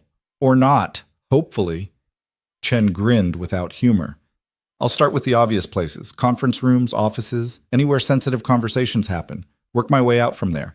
I'll need a guide who won't ask questions. I'll do it, Marco offered. No offense, but you're too recognizable. I need someone who can blend in, look like they belong but won't draw attention. Chen's eyes landed on Elena. What about you? Me? You're the boss's daughter. You can go anywhere in this building and no one blinks. Plus, if anyone asks what we're doing, you can pull rank. Lucian's expression darkened. Absolutely not. Why not? Elena challenged. Because if whoever's watching realizes what you're doing, then they realize it regardless of who's helping Chen. At least this way, we control the narrative. She turned to Chen. When do we start? Now works. Grab a clipboard, look official, and try not to flinch when I start taking apart your walls. 2 hours later, Elena understood why Chen commanded triple rates. He worked with surgical precision, his scanner detecting anomalies in the electrical systems that would have been invisible to anyone else. They started in the main conference room where the council had met, and within 20 minutes, Chen had located 3 separate listening devices. Sophisticated, he murmured, examining one under a magnifying lens. Commercial grade, not spy store junk. Whoever installed these knew what they were doing. Can you trace where they're transmitting? Maybe. These models usually relay through a local receiver before going to the main collection point. Find the receiver. Find your mole. He carefully replaced the device exactly as he'd found it. We're leaving them active, right? Right. Then we need to be careful. Whoever's listening knows you had a security meeting in here 2 days ago. They probably heard every word. Elena's stomach dropped. The meeting where they'd discussed finding the mole, where they'd outlined their entire plan. So they know we're looking. If they were paying attention, yeah, which means we're on a clock now. Either they'll run or they'll try to cover their tracks. Chen moved to the next wall, scanning methodically. My advice? Act normal. Don't change your routines. Don't have any more secret meetings in surveilled rooms. Make them think you haven't figured it out yet. They worked through the afternoon, mapping the surveillance network. It was extensive, every major room in the mansion, several of the private offices, even some of the bedrooms. Elena felt violation crawl up her spine when Chen found a camera hidden in a smoke detector outside her room. Not inside, he said, reading her expression. Just the hallway. Monitoring who comes and goes. Small comfort. She thought about every conversation she'd had in that hallway, every moment she'd thought was private. How long had someone been watching? By evening, they'd covered the main floor and half of the second. Chen's equipment beeped steadily, marking each device on a digital map. The pattern was clear, concentrated around areas where family business was conducted, sparse in the living quarters. Professional job, Chen said as they took a break in an unsurveilled storage room. Someone knew exactly what they needed to monitor and where to put it. This wasn't a blanket approach. This was targeted intelligence gathering. How many devices total? Elena asked. So far, 23, and we're not done yet. He pulled up the map on his tablet, highlighting the clusters. See this? They're focused on information flow, conference rooms, offices, the security center. Whoever planned this wanted to know what you were planning before you did it. Can you tell how long they've been active? Not precisely, but based on the battery life of these models, I'd guess 6 to 8 months. Maybe longer if they're being replaced regularly. 6 to 8 months. Right in the window, Elena had calculated. And the receiver? That's the tricky part. These devices can transmit up to half a mile through walls and interference. The receiver could be anywhere within that radius, which includes about 50 buildings and several hundred people. Yeah, we need to narrow it down. Chen zoomed in on the map. The signal strength varies depending on location. The devices in the east wing are weaker, which suggests the receiver is west or central. If we can triangulate, the door opened. Lucien stepped in, his expression grim. We have a problem. Elena's pulse spiked. What kind of problem? The kind where someone just tried to kill Chen's assistant. Chen was on his feet immediately. David? Where is he? Hospital. He's alive, but it was close. Someone ran him off the road on his way here. Lucien's eyes found Elena's. Whoever's watching knows what we're doing, and they're not happy about it. The hospital waiting room smelled like antiseptic and fear. David Chen, no relation to his employer, just an unfortunate coincidence, had survived with a concussion and broken ribs. He'd also survived conscious enough to identify the vehicle that hit him. Black SUV. He told them from his hospital bed, his voice raspy. Professional job. They came up behind me at a red light, pushed me into the intersection. I swerved, hit a pole.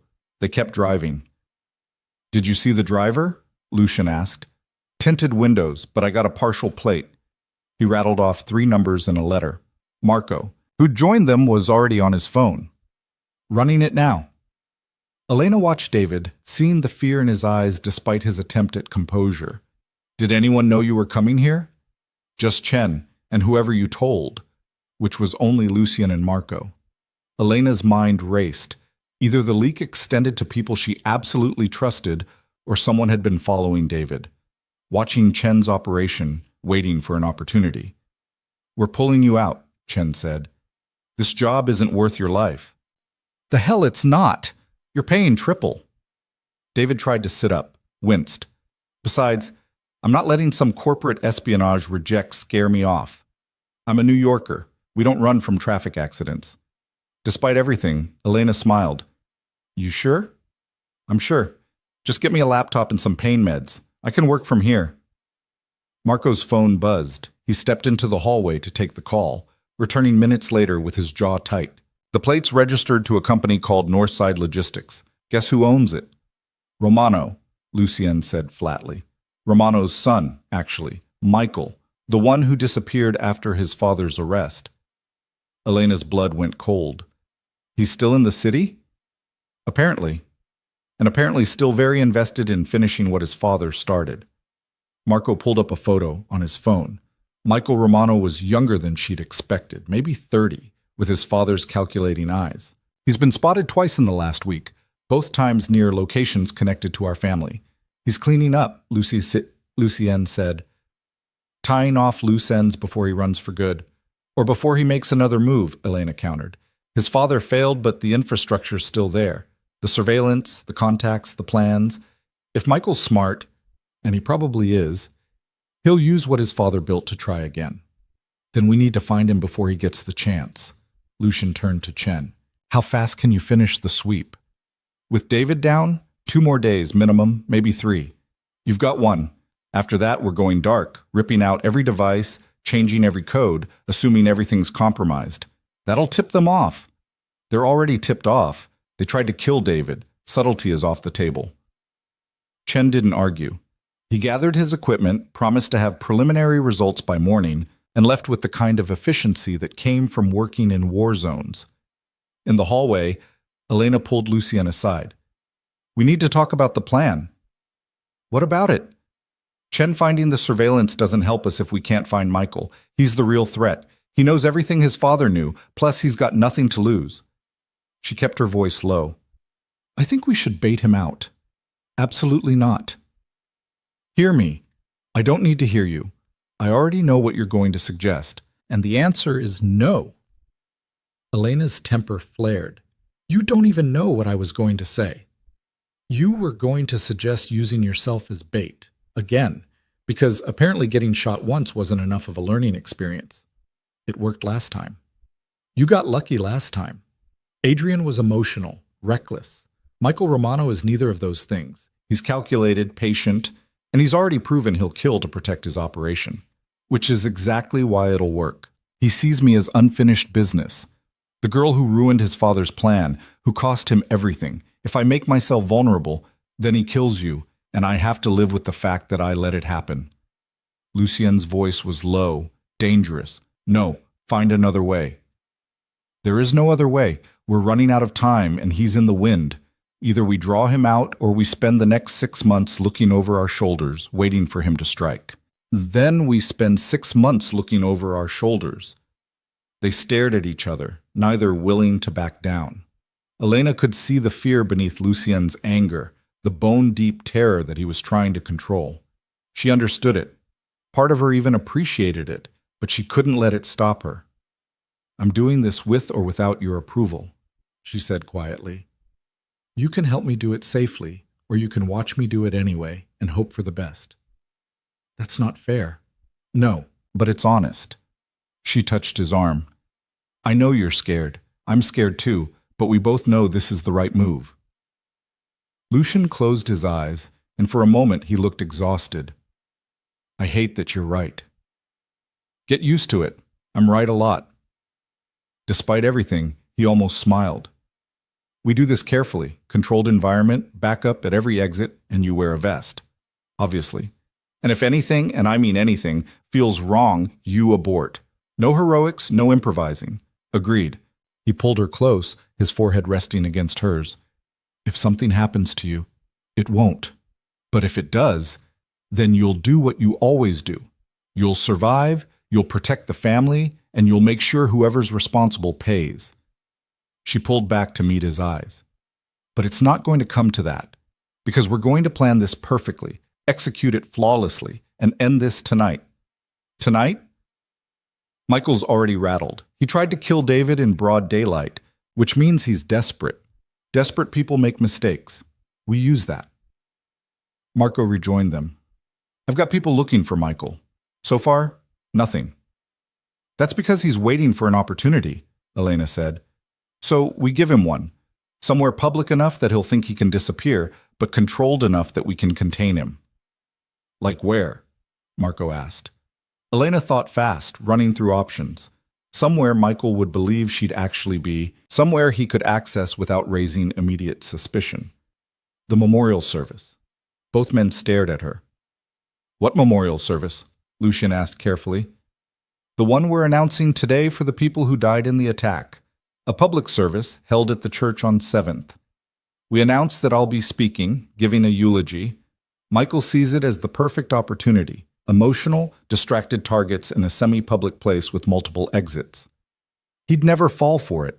He would if we make it believable. We leak the information through one of the surveilled rooms, make it look like we're trying to keep it quiet, but failing. He hears about it, thinks he's got inside information, and makes his move. Marco was already nodding.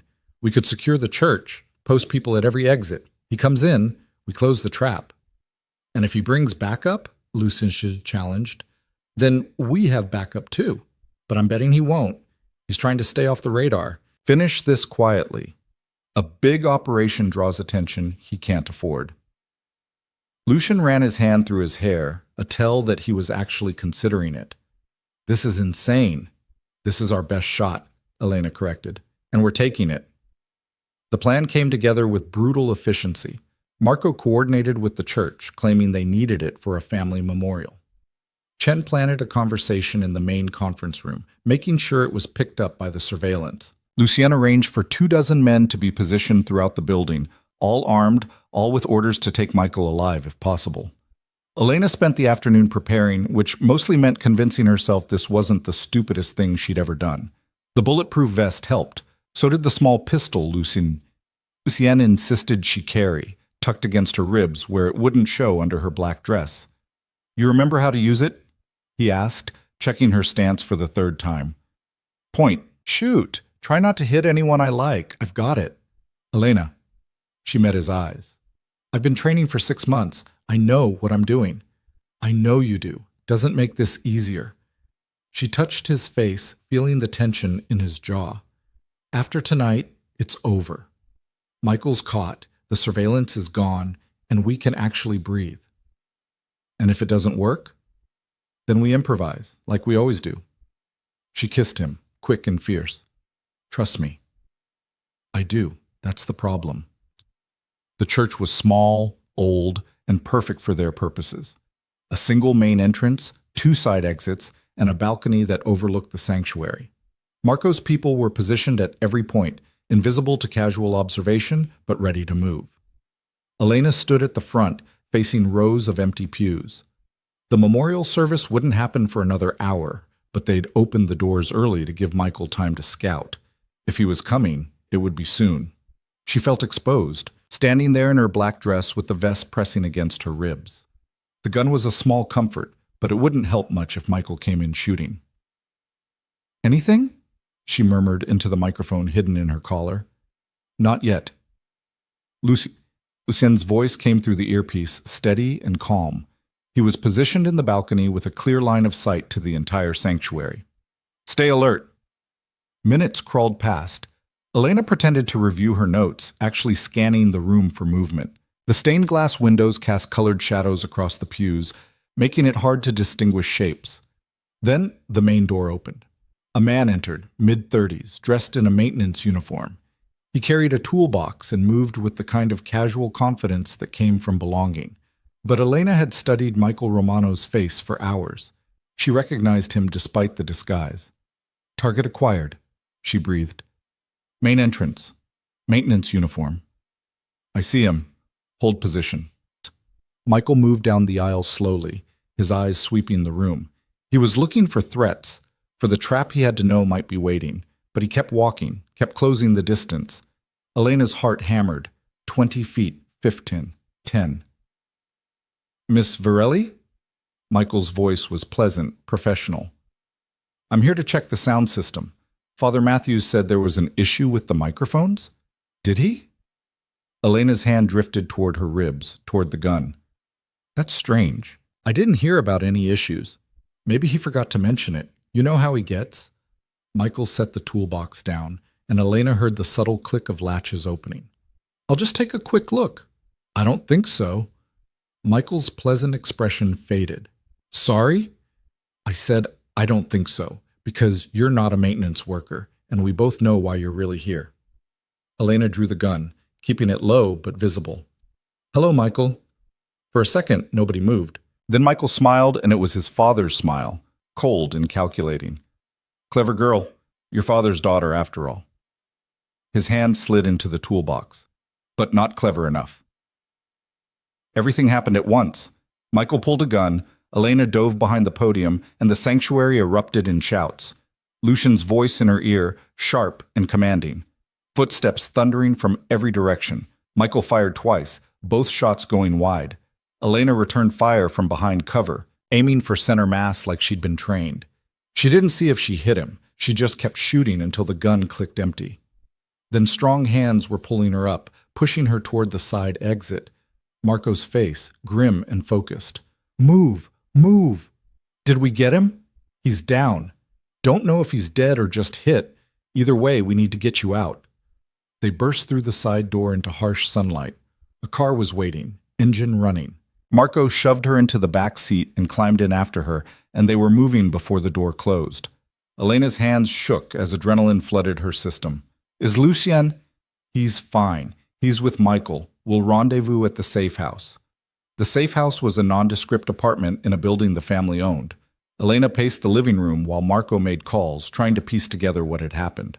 Her ears were still ringing from the gunfire, and her shoulder throbbed where she'd hit the floor. 30 minutes later, Lucien arrived. He had blood on his shirt. Not his, Elena noted with relief, and his expression was dark. "Michael?" she asked. "Alive. Shot in the shoulder and leg.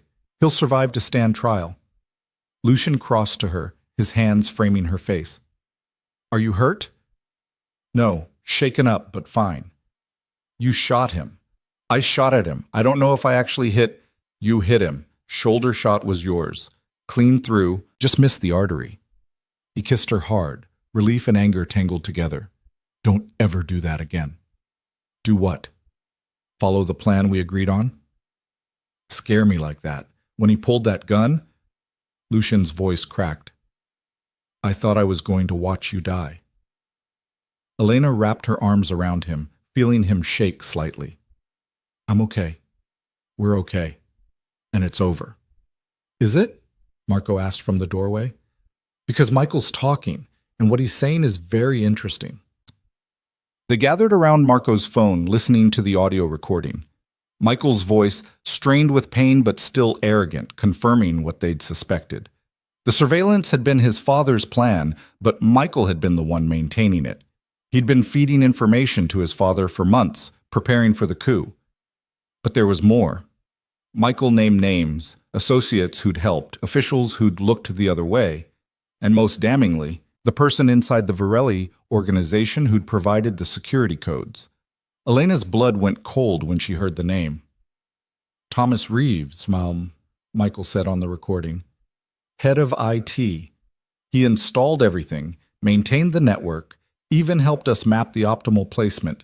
We paid him $200,000 up front, another $100,000 when the job was done. Reeves, the quiet, unremarkable man who'd worked for the family for 3 years, who had access to every system, every network, every piece of digital infrastructure they owned. I want him found, Lucian said, his voice ice. Now. Already on it, Marco replied. But he's in the wind. Hasn't been seen since yesterday. Then we find where he ran to and drag him back. Lucian turned to Elena. You did it. You found the mole. She had. The knowledge settled over her like a weight, satisfaction mixed with exhaustion. 1 month to find a traitor, and she'd done it in 3 weeks. What happens now? She asked. Now we clean house. Every system Reeves touched gets replaced, every code gets changed, every piece of equipment gets audited. Lucian pulled her close. And you get a seat at the table. No provisional status, no tests. You earned it. Elena leaned into him, feeling the last of the adrenaline drain away. What about Michael and his father? They'll face justice. Our kind of justice, not the legal system's. His expression was grim. The council will decide, but I'm guessing exile if they're lucky. Execution if they're not. And Reeves? Same. He betrayed the family. There's only one punishment for that. Elena knew she should feel something about that. Guilt, maybe, or moral conflict. But all she felt was tired relief. These people had tried to destroy her family, had nearly succeeded. Whatever happened to them now was consequence, not cruelty. I want to go home, she said quietly. Lucien nodded. Let's go home. The mansion felt different when they returned. Lighter, maybe, or just less oppressive. Chen had finished his sweep, cataloging every device and preparing to remove them. The staff moved through the halls with their usual efficiency, oblivious to how close everything had come to falling apart. In her room, Elena stripped off the dress and the vest, her muscles aching. The gun went back in its case, unloaded and secured. She stood in front of the mirror, cataloging the bruises from where she'd hit the floor, the fading scar from the bullet wound. She looked like she'd been through a war. In a way, she had. Lucian appeared in the doorway, having shed his bloody shirt. You should rest. I should, but I won't. She turned to face him. It's really over? The immediate threat? Yes. But there will be others. There always are. He crossed to her, his hand settling on her waist. This life doesn't get easier, Elena. It gets more complicated, more dangerous. Are you sure this is what you want? She thought about the question honestly. The fear, the violence, the constant calculation. A week ago, she'd been trying to escape it. Now she was choosing to dive deeper. I'm sure, she said, not because it's easy or safe, but because it's mine. My choice, my life. And because I have you. You have me, he agreed. For better or worse. Probably worse, given our track record. I'll take worse. Worse is interesting. He kissed her, slow and deep, and Elena felt something settle in her chest. This was right. Dangerous, complicated, probably destined for disaster at some point. But right. When they broke apart, Lucien rested his forehead against hers. The council meets tomorrow. They'll want a full report on Michael, the surveillance, all of it. You should be there. I will be. And after we figure out the rest, together. Together, he repeated, like he was testing the word. I like the sound of that, Elena smiled. Me too. Outside her window, the city continued its endless pulse. Somewhere out there, Thomas Reeves was running. Michael and his father were facing judgment, and the criminal underworld was recalibrating, adjusting to the new reality where Elena Varelli wasn't just a protected daughter, but a force in her own right. She'd proven herself, earned her place. And for the first time in her life, she felt like she belonged exactly where she was. In the darkness, building something new alongside the man she loved. It wasn't the escape she'd planned. It was something better. It was home. The council chamber felt different this time. Elena walked in without hesitation, without the tight knot of anxiety that had lived in her chest during the first meeting. Lucien walked beside her, not behind, and when she took her seat at the table, a real seat now, not a visitor's chair, no one objected. Dominic sat at the head, looking stronger than he had in weeks. The cut above his eye had healed to a thin scar, barely visible. Marco stood behind him, arms crossed, watching the room with the vigilance of a man who'd learned not to trust easily. The other families were represented again. Santos arrived first, nodding to Elena with what looked like genuine respect. Castellano came next, his expression sour but resigned. Even Moretti showed up, though he avoided looking directly at her. Let's begin, Dominic said once everyone had settled. We have much to discuss. The first hour was procedure. Updates on the Romano situation. Both father and son were being held in a secure location, awaiting the council's final judgment. Michael had provided extensive testimony in exchange for a lighter sentence, naming associates and revealing the full scope of his father's conspiracy. It was damning, comprehensive, and exactly what they needed to dismantle what remained of the Romano network. The question, Santos said, is what we do with their territories. The docks, the political connections, the infrastructure they built over 30 years. It doesn't just disappear. We divide it, Castellano said immediately, proportional to our losses during the attack. My family lost 2 men. That should count for something. Everyone lost something, Marco interjected. Counting bodies is a bad way to make decisions. Then how do you suggest we decide? Elena had been quiet, listening, cataloging the positions and the underlying motivations. Now she spoke. We don't divide it. We rebuild it. The table went silent. All eyes turned to her. Explain, Bubba, Dominic said. Romano's network was powerful because it was integrated. The docks fed the distribution channels, which fed the political connections, which protected the docks. Break it into pieces, and you destroy the value. But keep it intact. Run it collectively. She let the implication hang. You're suggesting a partnership, Santos said slowly. Shared control over Romano's holdings. I'm suggesting we stop thinking like rival families competing for scraps and start thinking like a coalition. We're stronger together than apart. Romano proved that. He almost took us all down because we were too busy protecting our individual interests to see the bigger threat. Moretti scoffed. This is naive. Partnerships don't work in our world. Someone always gets greedy. Someone always betrays the others. Like Romano did? Elena met his eyes. You're right. Someone always gets greedy. But that's because we build systems that reward greed. What if we built something different? Clear agreements, transparent accounting, consequences for betrayal that everyone agrees to up front. You're describing a business, Castellano said, making it sound like an insult. I'm describing survival.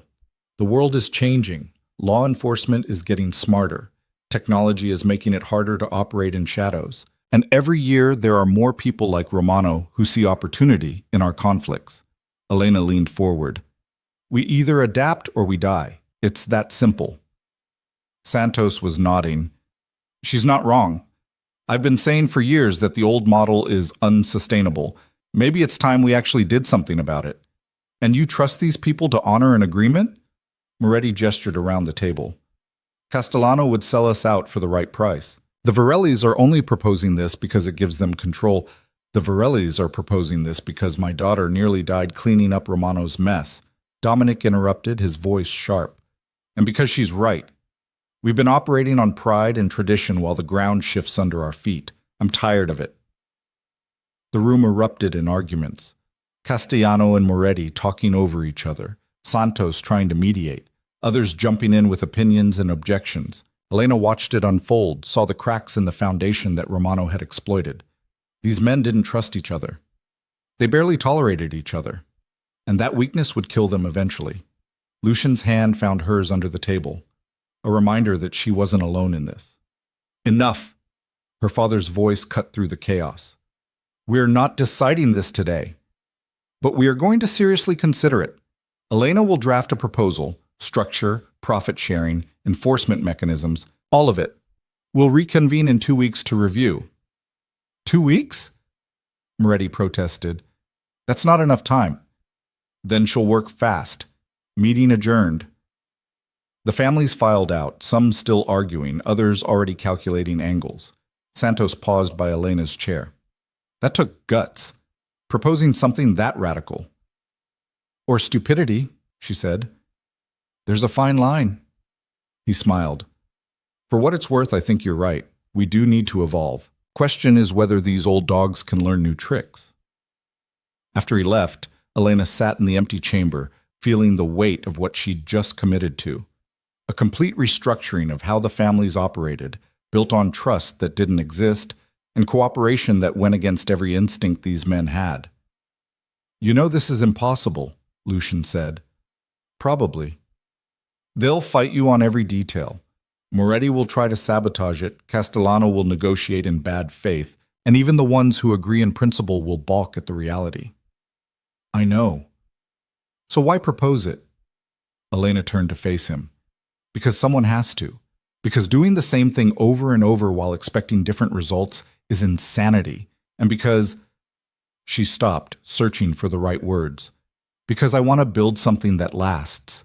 Not just survive until the next Romano comes along, but actually create something stable. Something better. Lucien studied her face for a long moment. You really believe that's possible? I have to. Otherwise, what's the point? He pulled her close, kissing her forehead. Then I'll help you try, even though we'll probably fail spectacularly. That's the spirit. Over the next week, Elena worked 18-hour days.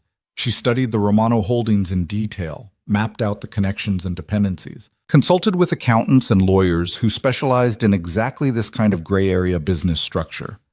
Marco provided security assessments. Her father offered historical context. Even Santos sent over his own analysis, unprompted. Lucien was her constant, sitting with her through late nights, challenging her assumptions, making her defend every decision. It was exhausting and frustrating, and exactly what she needed.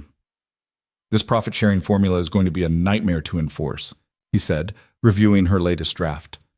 I know, but if we base it purely on contribution, Castellano will manipulate the numbers. And if we base it on equal shares, Moretti will claim he's subsidizing everyone else.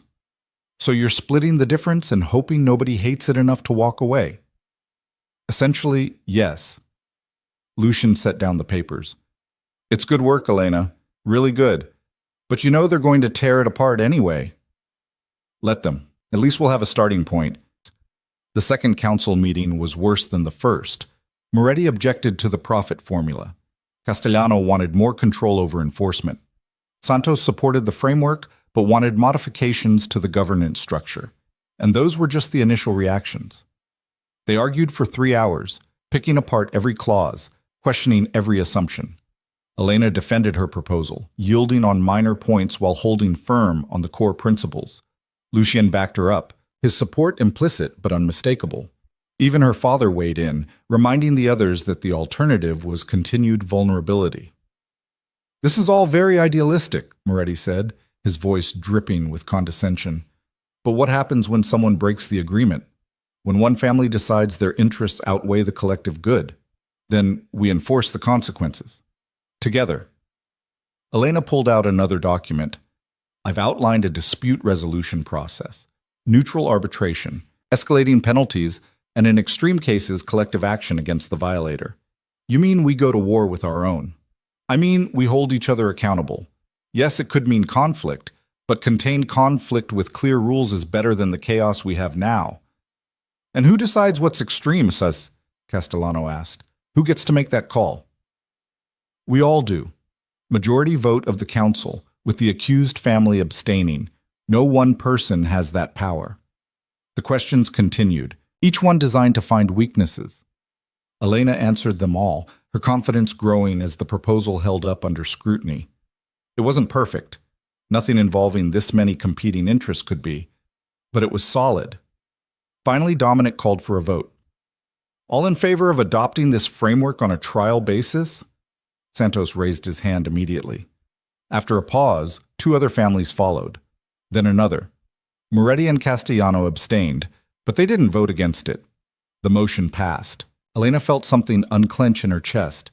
Not relief exactly, because the real work was just beginning, but validation. Proof that her ideas had merit, that she could contribute something beyond just surviving attacks and finding traitors. Congratulations, Santos said as the meeting broke up. You just reorganized the entire criminal infrastructure of the city. How does it feel? Terrifying, Elena admitted. Good. Stay terrified. It'll keep you sharp. That night, the family gathered for dinner. Not the formal affairs Elena had grown up with, but something smaller. Just her father, Lucien, Marco, and a few of the senior staff who'd become more like family than employees.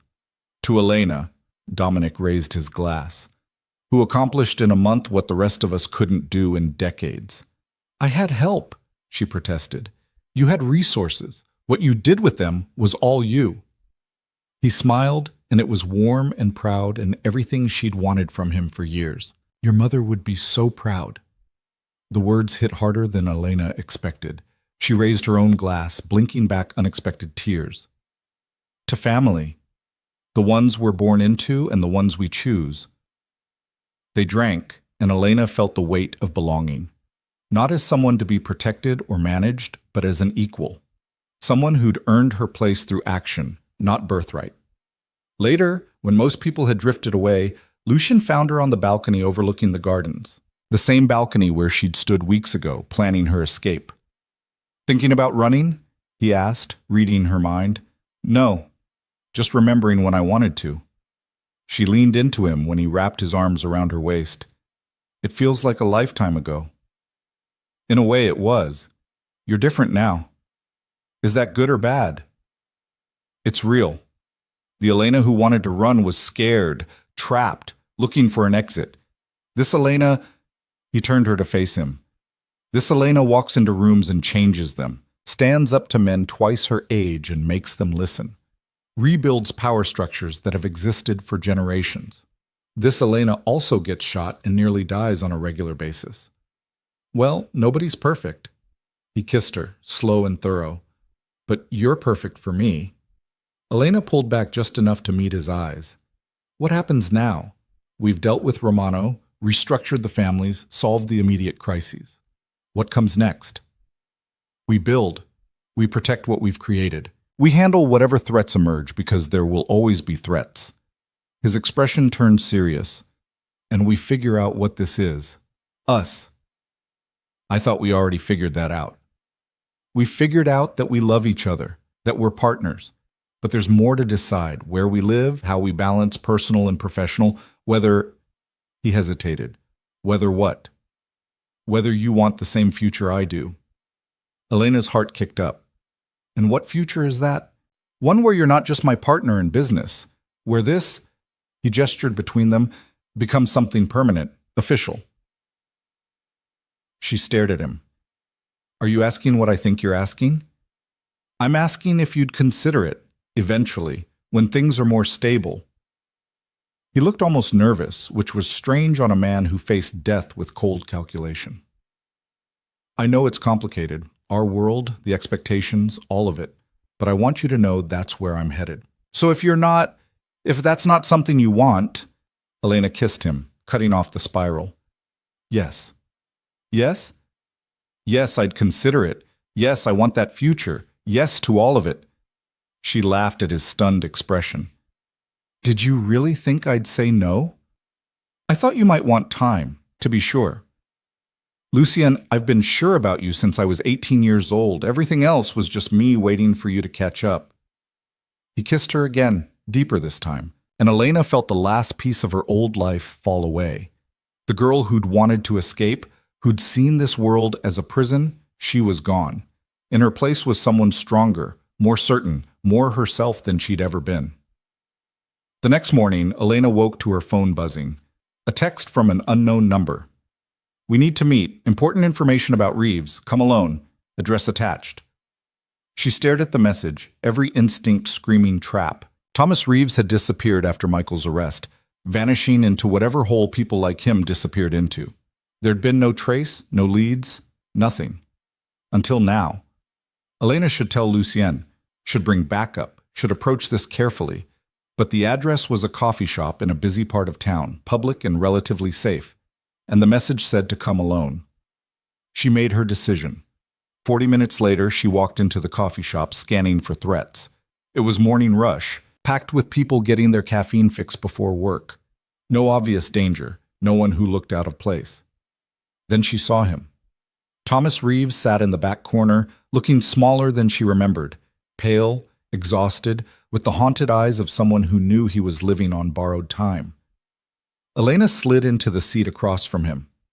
You have a lot of nerve contacting me. I know, but I had to. He pushed a flash drive across the table. Everything I did for Romano, everyone I worked with, all the systems I compromised. It's all here. Why? Because I'm dead either way. Romano's people will kill me for failing. Your people will kill me for betraying the family. At least this way, maybe I die having done one decent thing.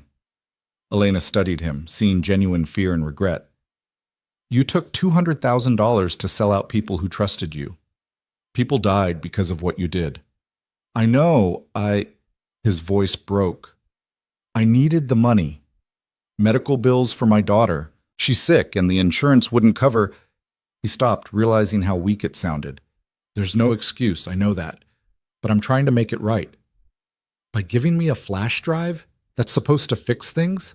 No, nothing fixes this, but maybe it helps prevent the next person from doing what I did. Maybe it protects the family better than I did. He stood up, leaving the flash drive on the table. I'm sorry, Miss Varelli. For whatever that's worth. He walked out before Elena could respond. She sat there, staring at the flash drive, weighing options. Chase after him? Call Lucien? Take the information and disappear? She picked up the flash drive and left. Back at the mansion, she plugged it into an isolated laptop, one not connected to any network. The files were extensive. Security diagrams, communication logs, financial records. Everything Reeves had said, and more. Information about other potential vulnerabilities, suggestions for improvements, even names of other IT professionals who might be targeted for recruitment. It was a confession and a blueprint all at once. You went alone! Lucien's voice came from the doorway, tight with controlled anger. After everything, you went to meet a known traitor alone. Elena had known this conversation was coming. It was a public place. Minimal risk. There's no such thing as minimal risk with someone who betrayed us once. He wanted to give us this.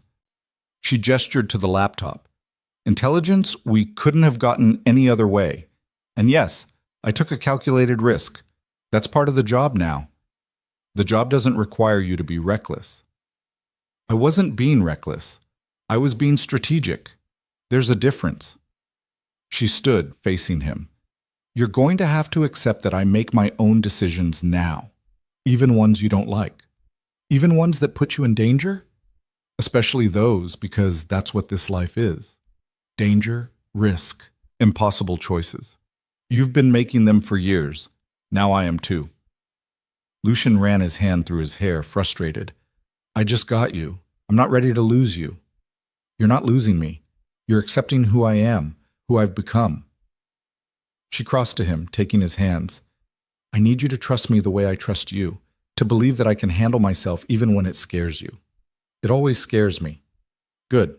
Stay scared. It'll keep you sharp.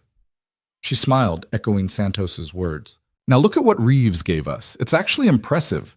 They spent the next hour reviewing the files, cataloging the information. Reeves had been thorough, detailing not just what he'd done, but why each system was vulnerable and how to fix it. It was the work of someone genuinely trying to atone, even if atonement was impossible. What do we do about him? Elena asked finally. Reeves, I mean. He's out there, waiting for someone to kill him. What do you want to do? I don't know. He betrayed us. People died. By every measure, he deserves whatever punishment we'd give him. She stared at the screen, but he's also trying to make amends, and he gave us information that could save lives down the line. You're thinking of letting him live. I'm thinking we have other options besides death. Exile, maybe. Strip him of everything, make sure he can never work in this industry again, but let him live. With his daughter. Lucian considered it. The council would object. They'll want blood for blood. Then we don't tell them. We say he disappeared, presumed dead, and we leave it at that. That's mercy, Elena. This world doesn't reward mercy. Maybe it should start. She met his eyes. I'm not saying we forgive him. I'm saying we choose not to add another body to the pile. That we break the cycle, just this once. After a long moment, Lucian nodded. Okay, we do it your way. But if he ever surfaces again, if he ever poses a threat, then we handle it. But until then, he gets to live with what he did. That's punishment enough. They leaked word that Reeves had been found dead, body dumped in the river. The council accepted it without question, one more loose end tied off. And somewhere, Thomas Reeves disappeared into a new life, carrying the weight of his choices. Elena told herself it was the right call, that mercy was strength, not weakness. But late at night, she wondered if she'd made a mistake, if the man she'd let live would come back to haunt them. Only time would tell. The weeks that followed were a blur of meetings and negotiations. The new coalition framework was implemented in stages, with each family testing the waters, looking for advantages. There were disputes, moments of tension where everything threatened to collapse. But Elena mediated, pushed, and somehow held it together. The Romano territories were absorbed into collective management. Profits were distributed according to the formula Elena had designed. And slowly, grudgingly, the families began to function as something resembling a unified organization. You're actually pulling this off, Marco said one afternoon, reviewing the latest reports. I didn't think it was possible. It almost wasn't, still might not be. Elena rubbed her temples, exhausted. Castellano's already trying to renegotiate his share. Of course he is, but the fact that he's negotiating instead of just taking means the system's working. Small victories. Elena was learning to appreciate them. In the midst of all this, her relationship with Lucien deepened. They moved into a shared apartment, separate from the main mansion but still close enough for security. It was their space, their refuge from the constant demands of family business. They learned each other's rhythms. Elena discovered that Lucien was obsessive about coffee quality and terrible at cooking. He learned that she worked best in silence and had a collection of old books she'd never admitted to anyone. They fought about strategy, about risk, about the future. But they also laughed, planned, and built something that felt permanent. One night, lying in bed after a particularly brutal council session, Elena asked the question that had been bothering her. Do you think we're making a difference? Really? What do you mean? All of this, the coalition, the new structure, trying to build something better? Are we actually changing anything, or just rearranging deck chairs? Lucian was quiet for a moment. I think we're planting seeds, whether they grow into something better or just different. That's not something we'll know for years. That's not very reassuring. It's honest. He pulled her closer. But here's what I do know. Before you, this family was stagnant, surviving, but not growing. You have challenged every assumption, questioned every tradition, and forced us to evolve. That matters. Even if it fails? Even then. Because at least we tried. At least we didn't just accept that this is how things have to be. Elena thought about her mother who'd died trying to make things better, about her father who'd spent years protecting her instead of preparing her, about all the people who'd come before, fighting and dying in cycles that never seemed to end. Maybe they were breaking that cycle, or maybe they were just creating a new one. Either way, they were doing it together. "I love you," she said, the words still feeling new, despite how many times she'd said them. "I love you too, even when you're being reckless and giving me heart attacks. Especially then." He laughed, and Elena felt the tension drain from her shoulders. Tomorrow would bring more challenges, more impossible decisions, more people trying to undermine what they'd built. But tonight, in this moment, everything was exactly where it needed to be. She'd stopped running, stopped hiding from who she was and what she was capable of. And in embracing the darkness of her world, she'd found something unexpected: light, purpose, home. The empire they were building wasn't perfect. It was messy and dangerous, and held together by will as much as strategy. But it was theirs, and that made all the difference. 6 months after the coalition was established, Elena stood in front of a wall-sized map of the city, colored pins marking territories, operations, and partnerships. What had started as an experimental framework had evolved into something more substantial. Not perfect. There were still disputes, still moments when old grudges threatened everything, but functional, growing. "The Santos family wants to expand into the northern distribution routes," Marco said, reviewing the latest requests. "They're claiming population growth justifies additional territory." "What does the data say?" Elena asked, not looking away from the map. "They're not wrong. The northern suburbs have grown 30% in the last 2 years, but giving them that route puts them in direct competition with the Moretti warehouses. Then we don't give them the route. We give them a partnership with Moretti. Split the territory, split the profits, both families benefit from the growth." Marco made a note. "Moretti's going to hate that." "Moretti hates everything. He'll get over it." Elena finally turned from the map. "What else?" "The usual. Castellano's complaining about his profit share again, 2 families are disputing a boundary line, and there's been some chatter about new players trying to move in from the east." "New players as in competition, or new players as in threat?" "Too early to tell, but they're organized, well-funded, and asking questions about our operations." Elena's instincts prickled. 6 months of relative stability had made everyone comfortable, maybe too comfortable. "Put surveillance on them. I want to know who they are, who they're working with, and what they want before they become a problem." "Already on it. Lucien's handling it personally." Of course he was. Lucien had thrown himself into the security aspects of the coalition with the same intensity he brought to everything. Elena knew he was still processing the changes, still adjusting to a world where problems were solved through negotiation instead of violence. It wasn't easy for him. Some nights she'd wake to find him standing at the window, staring at the city like he was waiting for it to attack. But he was trying. They both were. "Anything else?" Elena asked. "Your father wants to see you, said it's important." Elena found Dominic in his study, surrounded by paperwork as usual. But something was different. He looked tired in a way that had nothing to do with lack of sleep. "You wanted to see me?" she said, settling into the chair across from him. "I've been thinking about succession," he said without preamble. Elena's stomach tightened. "Dad, let me finish. I'm not dying. I'm not sick. But I'm also not getting younger, and after Romano's attack, I've been forced to confront my own mortality." He set down the pen he'd been holding. "I built this family into what it is today. But what you've built in 6 months, the coalition, the partnerships, the new frameworks, that's something I could never have accomplished." "That's not true. You laid the groundwork. I laid the foundation of the old world. You're building something new, and I think it's time I stepped back and let you do it without me looking over your shoulder." The words settled over Elena like a weight. "You're retiring?" "Transitioning. I'll still be here, still available for advice and guidance, but the day-to-day operations, the strategic decisions, the future of this family, that should be in your hands and Lucien's. You've earned it." Elena felt emotion clog her throat. "I don't know what to say." "Say you'll keep building. Say you'll make this mean something beyond just survival." Dominic smiled, and it was warm and sad and proud all at once. "Your mother would be so proud of you.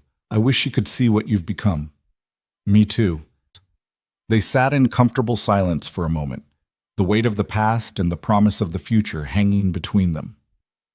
Finally, Dominic stood and crossed to a safe hidden behind a painting. He pulled out a small wooden box and handed it to Elena. "This was your mother's. She wanted you to have it when you were ready." Inside the box was a ring, simple, elegant, with a single diamond that caught the light. Elena recognized it from old photographs. Her mother had worn it every day. "She told me once that this ring represented a choice," Dominic said quietly. "She could have left this life, could have walked away from your father and everything that came with him. But she chose to stay, to fight, to build something worth dying for." He met Elena's eyes. "You made the same choice, and I think she'd want you to have a reminder of that." Elena slipped the ring onto her finger. It fit perfectly, like it had been waiting for her. "Thank you." "Don't thank me. Just promise me you'll be smarter than we were, that you'll build something that lasts beyond violence and fear." "I promise." That evening, Elena found Lucien in their apartment reviewing surveillance footage. He looked up when she entered, his expression shifting from concentration to concern. "You okay? Marco said your father wanted to see you." "He's stepping back, transitioning control to us." Lucien went very still. "When?" "Gradually over the next few months. He wants to make it official at the next council meeting." Elena crossed to him, showing him the ring. "He gave me this. It was my mother's." Lucien took her hand, studying the ring. "It suits you. My father said she chose this life. Knowing what it would cost, knowing how dangerous it was. She chose it anyway because she believed it was worth fighting for." Elena met his eyes. "I think about that a lot, about what's worth the cost. And I think we're building something that is. Not perfect, not safe, but meaningful. Something that might actually outlast us." She laced her fingers through his. "My father also asked me a question. He wanted to know if we'd thought about making this us official." Lucien's expression shifted. "Have we? You brought it up 6 months ago, said you wanted a future where I was more than just your business partner. I remember. You said yes, eventually. I've been waiting for eventually." Elena felt her heart rate kick up. What if eventually is now? He stood slowly, his hands framing her face. "Are you asking me, or am I asking you? Does it matter?" "Not even a little bit." He kissed her, soft and certain. "Yes. To everything. To us. To forever. To building this life together. Even though it's going to be complicated and dangerous and probably insane. Especially because of that. I don't want easy, Elena. I want real. I want you." She pulled him closer, feeling the certainty of it settle in her bones. This was right. Scary and imperfect and absolutely right. They announced the engagement at the next council meeting. The response was mixed. Santos looked genuinely pleased, Moretti looked like he'd swallowed something bitter, and Castellano just shrugged like he'd seen it coming. But no one objected, which in their world counted as approval. "This changes the power dynamic," Castellano pointed out. "Varelli family gets stronger with you two leading together. It also stabilizes leadership," Santos countered. "Clear succession, united front. That's good for all of us. As long as the power doesn't go to their heads." "It won't," Elena said firmly, "because we're not interested in empire building.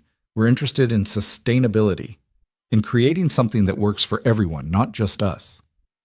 The conversation shifted to business. The new players from the East, territorial disputes, profit distributions. Elena and Lucien worked in tandem, fielding questions and mediating conflicts. They developed a rhythm over the months, knowing when to push and when to yield, when to present a united front, and when to offer different perspectives. It wasn't always smooth. They still fought, still disagreed on strategy and approach. But they'd learned to argue productively, to challenge each other without undermining each other. After the meeting, As people filtered out, Santos pulled Elena aside. A word? They stepped into a quiet corner. Santos looked uncharacteristically serious. I wanted to warn you about something, he said quietly. Those new players from the East? I've been doing some digging. They're backed by foreign money, Eastern European, Russian connections. They're not just competition. They're a potential invasion force. Elena's stomach dropped. How certain are you? Certain enough to be worried. They've been buying up properties, recruiting locals, establishing infrastructure. All the signs of a long-term operation. Santos met her eyes. Your coalition is impressive, Elena, but it's also made you a target. You've unified the families, created something valuable. There are people who see that as an opportunity. What do you recommend? Strengthen your external defenses. The coalition works for managing internal politics, but you need a unified military response for external threats, and you need it yesterday. Elena felt the familiar weight of impossible decisions settling on her shoulders. They'd spent 6 months building peace internally. Now they might have to prepare for war externally. Thank you for the warning, she said. Thank you for listening. Some leaders wouldn't. Santos smiled slightly. You're good at this, you know. Better than most of us want to admit. That night, Elena briefed Lucien on Santos's warning. They sat at their dining table, the city lights glittering through the windows, mapping out defensive strategies. We need intelligence first, Lucien said.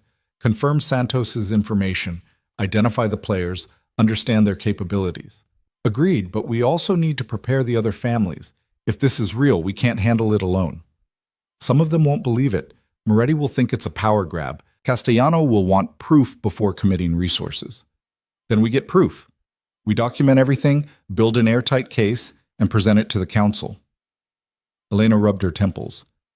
This is exactly what I was afraid of. We build something good, something stable, and the world tries to tear it down. That's always been the reality. The only difference is now we have something worth protecting. Lucien reached across the table, taking her hand. We'll handle this. Together. Over the next 3 weeks, they gathered intelligence. Lucien's people confirmed Santos's information. The Eastern organization was real, well-funded, and systematically establishing presence in the city. They weren't being subtle about it either, which suggested confidence or arrogance. Elena called an emergency council session. She laid out everything they'd learned, supported by documentation, surveillance footage, and financial records. The room went silent as the implications sank in. This is worse than Romano, Marco said flatly. Romano was internal betrayal. This is external invasion. What do they want? Castellano asked. Everything, Lucien replied. They want to replace us entirely, take over our operations, our territories, our connections. They see the coalition as weakness, too many voices, too much democracy. They think we're vulnerable. Are we? Moretti challenged. Only if we let ourselves be. Elena stood, moving to the map. The coalition was built for internal cooperation. Now we need to extend that to external defense. Shared intelligence, coordinated response, unified military action when necessary. You're talking about an army, Santos said. I'm talking about survival. These people aren't going to negotiate. They're going to push until we push back hard enough to make them stop. The debate lasted hours. Moretti worried about costs, Castellano about individual family autonomy, others about the logistics of coordinating military action across multiple organizations. But underneath the objections, Elena saw something else. Fear. Real fear that this thing they'd built together might not be enough. We have a choice, she said finally. We can fragment, try to handle this individually, and get picked off one by one. Or we can stand together, present a united front, and show these people that this city is not for sale. And if we lose? Moretti asked. Then we lose together, but at least we'll have fought for something worth fighting for. The vote was unanimous. For the first time in the coalition's history, all families agreed without reservation. They would coordinate defense, pool resources, and face the threat together. The preparation was intense. Intelligence networks expanded, security protocols tightened, and every family contributed personnel and resources to a coordinated defense strategy. Elena found herself working 20-hour days, coordinating between families, managing logistics, and trying to stay 3 steps ahead of an enemy that seemed to know their every move. "They have inside information," she told Lucian one night, frustrated. "Every time we move assets, they adjust. Every defensive position we establish, they probe for weaknesses. Could be another mole, or they're just that good." Elena stared at the tactical map spread across their table. "We're reacting instead of acting. We need to change that." "What are you thinking?" "I'm thinking we stop playing defense and start playing offense. We've been trying to protect what we have. What if we go after what they have instead?" Lucian's expression shifted. "You want to strike first. I want to disrupt their operations enough that they're forced to defend instead of attack. Hit their supply lines, their recruitment networks, their infrastructure. Make them react to us." "That's aggressive, risky. Everything about this is risky. At least this way we're driving the action." Elena met his eyes. "Unless you think it's a bad idea?" "I think it's brilliant and terrifying and exactly what we need to do." He pulled her close. "When did you become so good at strategy?" "I learned from the best." They presented the plan to the council. The response was cautiously supportive. No one loved the idea of escalating conflict, but everyone recognized they were already in a war, whether they acknowledged it or not. The operation launched 3 days later.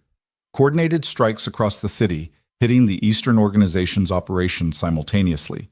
It wasn't about destruction, it was about disruption, forcing them to divert resources, revealing their networks, and demonstrating that the coalition wasn't as vulnerable as they'd assumed.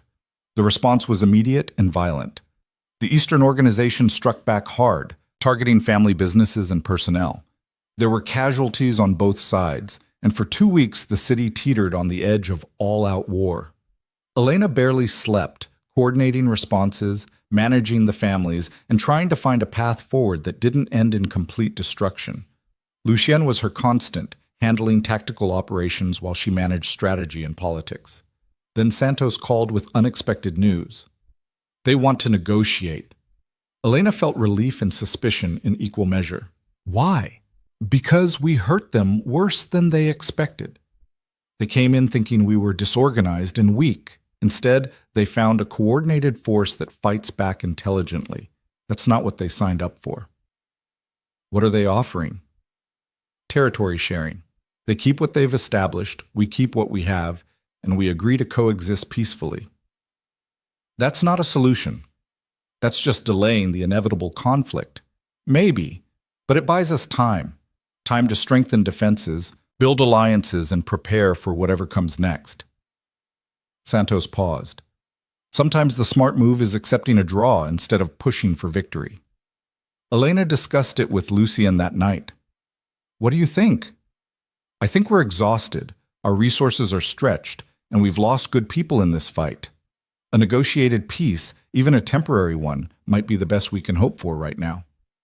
"But it feels like giving up." "It's not giving up. It's being strategic about which battles we fight." He pulled her onto the couch beside him. "You wanted to build something sustainable, remember? Something that lasts beyond violence. That means knowing when to fight and when to negotiate."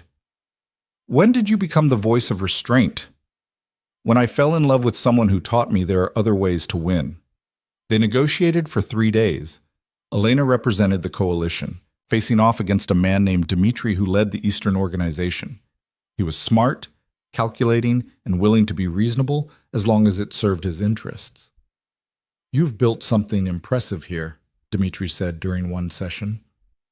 "The coalition. Not many could pull off what you have." "Thank you. You've built something formidable as well. But not something that can survive open war with you. I recognize that now." Dmitri leaned back. "So we find a way to coexist. We divide the city, not evenly, but fairly. We establish clear boundaries and protocols for when those boundaries need to shift. We both profit, we both survive. And when you decide you want more," Elena challenged, "then we renegotiate, like civilized people." Dmitri smiled. "Or we go to war, and we both lose everything. I prefer profit to principle." The agreement was finalized at a neutral location with both sides present and witnesses from legitimate businesses to ensure compliance. Territory was divided, protocols established, and a fragile peace constructed from mutual self-interest. It's not perfect, Elena told the council afterward, but it's stable, and it gives us breathing room to strengthen what we've built. You did well, her father said, speaking publicly for one of the last times before his full retirement. Better than I could have. You found a way to win without destroying everything in the process. The words meant more than Elena expected. She'd spent so long trying to prove herself, to earn her place. Now, finally, she felt like she had. The engagement party was small, intimate, just family and the closest allies. Elena wore a simple dress and her mother's ring, feeling the weight of past and future balanced on her finger. Lucien looked uncomfortable in his formal suit, but he stood beside her without complaint, as people offered congratulations and well wishes. Even Moretti managed something that might have been genuine happiness, though it was hard to tell with him. To Elena and Lucien, Santos raised his glass, who proved that love and power can coexist. May your partnership be long, prosperous, and only moderately violent. Everyone laughed. It was a strange moment, dangerous people celebrating something gentle, criminals toasting to love. But it was real, and it was theirs. Later, when most guests had left, Elena's father pulled her aside. Your mother and I had 30 years together. Some of them were hard, some were terrifying, but all of them mattered. I hope you and Lucien have even longer. Thank you, Dad. And Elena? You've exceeded every expectation I had, every hope. I'm so proud of who you've become. The words broke something open in her chest. She hugged him tightly, this man who'd protected her maybe too much, but always out of love. The wedding happened 3 months later. Not a grand affair. They'd both seen enough spectacle to last a lifetime. Instead, it was quiet, meaningful, with vows that promised partnership and honesty instead of obedience and perfection. I can't promise this will be easy, Lucien said, holding her hands. I can't promise I won't make mistakes, or that we won't fight, or that I'll always make the right choice. But I can promise I'll always choose you, always fight for us, always love you, even when it's hard. I promise the same, Elena replied. And I promise to challenge you, to push you, to never let you settle for less than we're capable of together. I promise to be your partner in every sense, in love, in business, in building something that matters. They kissed, and it felt like a beginning instead of an ending, the start of something neither of them could have imagined a year ago. The year that followed brought new challenges, of course. The peace with Dimitri's organization held, but required constant management. The coalition evolved, adding new families and expanding into legitimate businesses. Elena and Lucien balanced their relationship with their responsibilities, learning when to separate personal and professional and when to let them blur together. They fought. They made up. They made decisions that kept them up at night and celebrated victories that felt impossibly sweet because of how hard they'd been won. Elena's role expanded beyond just the family to the entire coalition. She became the mediator, the strategist, the voice of reason when old grudges threatened everything. It was exhausting and exhilarating and exactly what she'd been preparing for her entire life without knowing it. Lucien stepped more fully into his role as enforcer and protector, but with a subtlety that came from Elena's influence. He learned to solve problems through pressure and leverage instead of just violence, though he never lost the edge that made him dangerous. Together, they rebuilt the family's operations with an eye toward sustainability. They invested in legitimate businesses, established educational programs for younger members, and created pathways out of the life for those who wanted them. You're changing the culture, Marco observed one day, making it about more than just survival. Is that bad? Elena asked. No, it's just different. Revolutionary, even. He smiled. Your mother would love it. The thought of her mother stayed with Elena constantly. The woman who'd chosen this life, who'd fought and died for something she believed in. Elena wore her ring every day, a reminder that choice was power, that she could have run, could have built a different life, but instead had chosen to stay and transform the one she had. 18 months after the engagement party, on a quiet evening in their apartment, Lucien brought up a question they'd been dancing around. What comes next for us? He asked. Elena looked up from the report she'd been reviewing. What do you mean? We've stabilized the coalition, established peace with Dmitri, modernized the family operations. We've built what we set out to build. He set down his own work. But what comes next? What do we want beyond just maintaining what we have? It was a fair question. They'd been so focused on survival and growth that they hadn't thought much about what came after success. I want to expand the legitimate operations, Elena said slowly, thinking it through.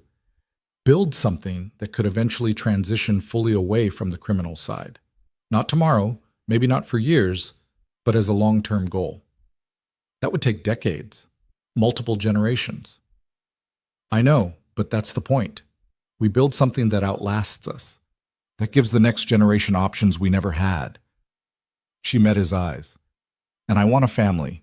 Children who can choose their own path, who don't have to carry the weight we've carried. Lucian was quiet for a long moment. I never thought about children. Never let myself think about it because I didn't believe I'd live long enough for it to matter. And now? Now I think about it constantly. About what kind of father I'd be, what kind of world we'd be raising them in, whether it's fair to bring children into this life. My mother did, your mother did, and we turned out. Elena paused. Actually, we're kind of a mess. He laughed. We're functional messes, that's something. We could be better for them. We could build something safer, more stable. Give them choices we had to fight for. You really want this? I really want this with you, a future that's about more than just survival. Lucian pulled her close, and Elena felt the certainty of it settle around them. This was the next chapter, building not just an empire but a legacy, something that mattered beyond power and profit. The announcement came 6 months later. Elena was pregnant. The response from the families was mixed but generally positive. A new generation meant stability, continuity, hope that what they'd built would last. You're going to be impossible during this pregnancy, Lucienne predicted, refusing to slow down, working until the last possible minute, probably trying to attend council meetings while in labor. I'm not that bad. You absolutely are. It's one of the things I love about you. He was right, of course. Elena worked through the pregnancy, managing the coalition and expanding their legitimate operations. She established trust funds for the children of families who'd lost members in the conflict with Dmitri's organization. She created job training programs and educational scholarships. She built infrastructure for a future that looked different from the past. And when their daughter was born, small, perfect, with Lucian's dark hair and Elena's determined expression, everything shifted into focus. She's beautiful, Dominic said, holding his granddaughter with careful reverence. What are you naming her? Isabella, Elena said, after my mother. Her father's eyes filled with tears. She would be so honored. Holding Isabella, feeling the weight of this tiny life that depended on them completely, Elena understood her mother's choice in a way she never had before. The willingness to fight, to risk everything, to build something worth dying for. Because now Elena had something worth living for, worth transforming the entire world for, if that's what it took. We're going to make this better for her, she told Lucian late one night, watching their daughter sleep. All of this, the violence, the danger, the impossible choices, we're going to build something that gives her options. We will, Lucian agreed, even if it takes the rest of our lives. The years that followed were a study in balance. Elena and Lucian raised Isabella while running the coalition, managing threats while building toward peace, honoring the past while creating a different future. The coalition continued to evolve. More families joined, drawn by stability and profit sharing that actually worked. The legitimate businesses expanded until they generated more revenue than the criminal operations. And slowly, carefully, they began transitioning, not abandoning their roots entirely, but building something that could exist in daylight. It wasn't smooth. There were setbacks, betrayals, moments when everything threatened to collapse. But they'd built something resilient enough to survive mistakes, something based on trust and mutual benefit instead of just fear. Elena stood in the same council chamber 5 years after first proposing the coalition, looking around at faces that had become familiar. Some had changed. Moretti had retired, replaced by his more progressive son. New families had joined, the dynamics had shifted. but the core remained. A group of people who'd learned, however reluctantly, that cooperation was more profitable than conflict. "I have an announcement," Dominic said, speaking from his permanent position as council advisor rather than active leader. "The Varelli family is officially transitioning majority operations to legitimate business. We'll maintain our commitments to the coalition, but our focus going forward is building something sustainable for the next generation." The room erupted in discussion. Some families supported it, seeing the writing on the wall. Others resisted, clinging to tradition. But no one could deny the success of what they'd built. "This is the future," Elena said when the room quieted. "Not just for the Varellis, but for all of us. We can keep doing what we've always done, fighting, surviving, barely staying ahead of the law. Or we can build something that lasts, something our children can be proud of instead of running from." "And those of us who don't want to change?" Castellano challenged. "Then you don't. The coalition isn't about forcing everyone down the same path. It's about creating options, supporting each other whether we're building legitimate empires or maintaining traditional operations." Elena met his eyes. "But I'd encourage you to think about what you want your legacy to be, what you want to leave behind." The vote to support the Varelli transition was overwhelming, and in that moment, Elena saw the future she'd been building toward. A world where the choice her mother had made, to stay and fight, led somewhere beyond just more fighting. That night, she found Lucien on their balcony, watching the city lights. He'd aged well, a few lines around his eyes, but still the same man who'd stood in an elevator and confessed he'd loved her for years. "We did it," she said, wrapping her arms around him from behind. "Did what?" "Built something that matters, changed the world, even if just our corner of it." "You built it. I just tried to keep up." "We built it together, like everything else." She rested her head against his shoulder. "Do you ever regret it? Choosing this life with me instead of something simpler?" Every day, he said, then smiled at her expression. "I regret the danger you've been in, the threats, the fear, the times I thought I might lose you, but I don't regret us. Not for a second." "Good, because I don't either." They stood there in comfortable silence, watching their city. The empire they'd built wasn't perfect. It was messy and complicated and still carried the weight of its violent past. But it was also hopeful, evolving, and built on something more substantial than fear. Inside, Isabella slept peacefully, unaware of the legacy being shaped around her. She would grow up with choices her parents never had, with the freedom to walk away or dive deeper, to build something entirely new or honor what came before. And that, Elena thought, was the point. Not perfection, but possibility. Not escaping the darkness, but transforming it into something that could hold light. She'd run toward the very thing she'd tried to escape, and in doing so had found everything she'd been looking for. Love, purpose, home, a partnership that made her stronger instead of smaller, a life that mattered beyond just survival. "What are you thinking?" Lucien asked. "That I was wrong about a lot of things. About what strength looks like. About what love requires. About what's worth fighting for." She turned to face him. "But I was right about you. About us." He kissed her, soft and certain, and Elena felt the truth of it settle into her bones. This was what her mother had chosen. What Elena herself had chosen. Not because it was easy or safe, but because some things were worth the cost. They'd built an empire on trust and partnership, on the revolutionary idea that power didn't have to corrupt, that love could coexist with danger, that people could change if given the right reasons and the right support. It wasn't the fairy tale she'd dreamed of as a girl. It was better, real and flawed and hard-won, and absolutely worth every impossible choice that had led them here. In a world built on control and fear, they'd become something rare. Two people who refused to run from who they were or what they'd built, who chose each other every day, even when it was hard, who proved that love and power, gentleness and strength, hope and reality could exist in the same breath. They'd transformed their corner of darkness into something that could sustain light. And in doing so, they'd found not just survival but meaning, not just an empire but a home. The city stretched out before them, full of possibility and threat in equal measure. But Elena wasn't afraid anymore.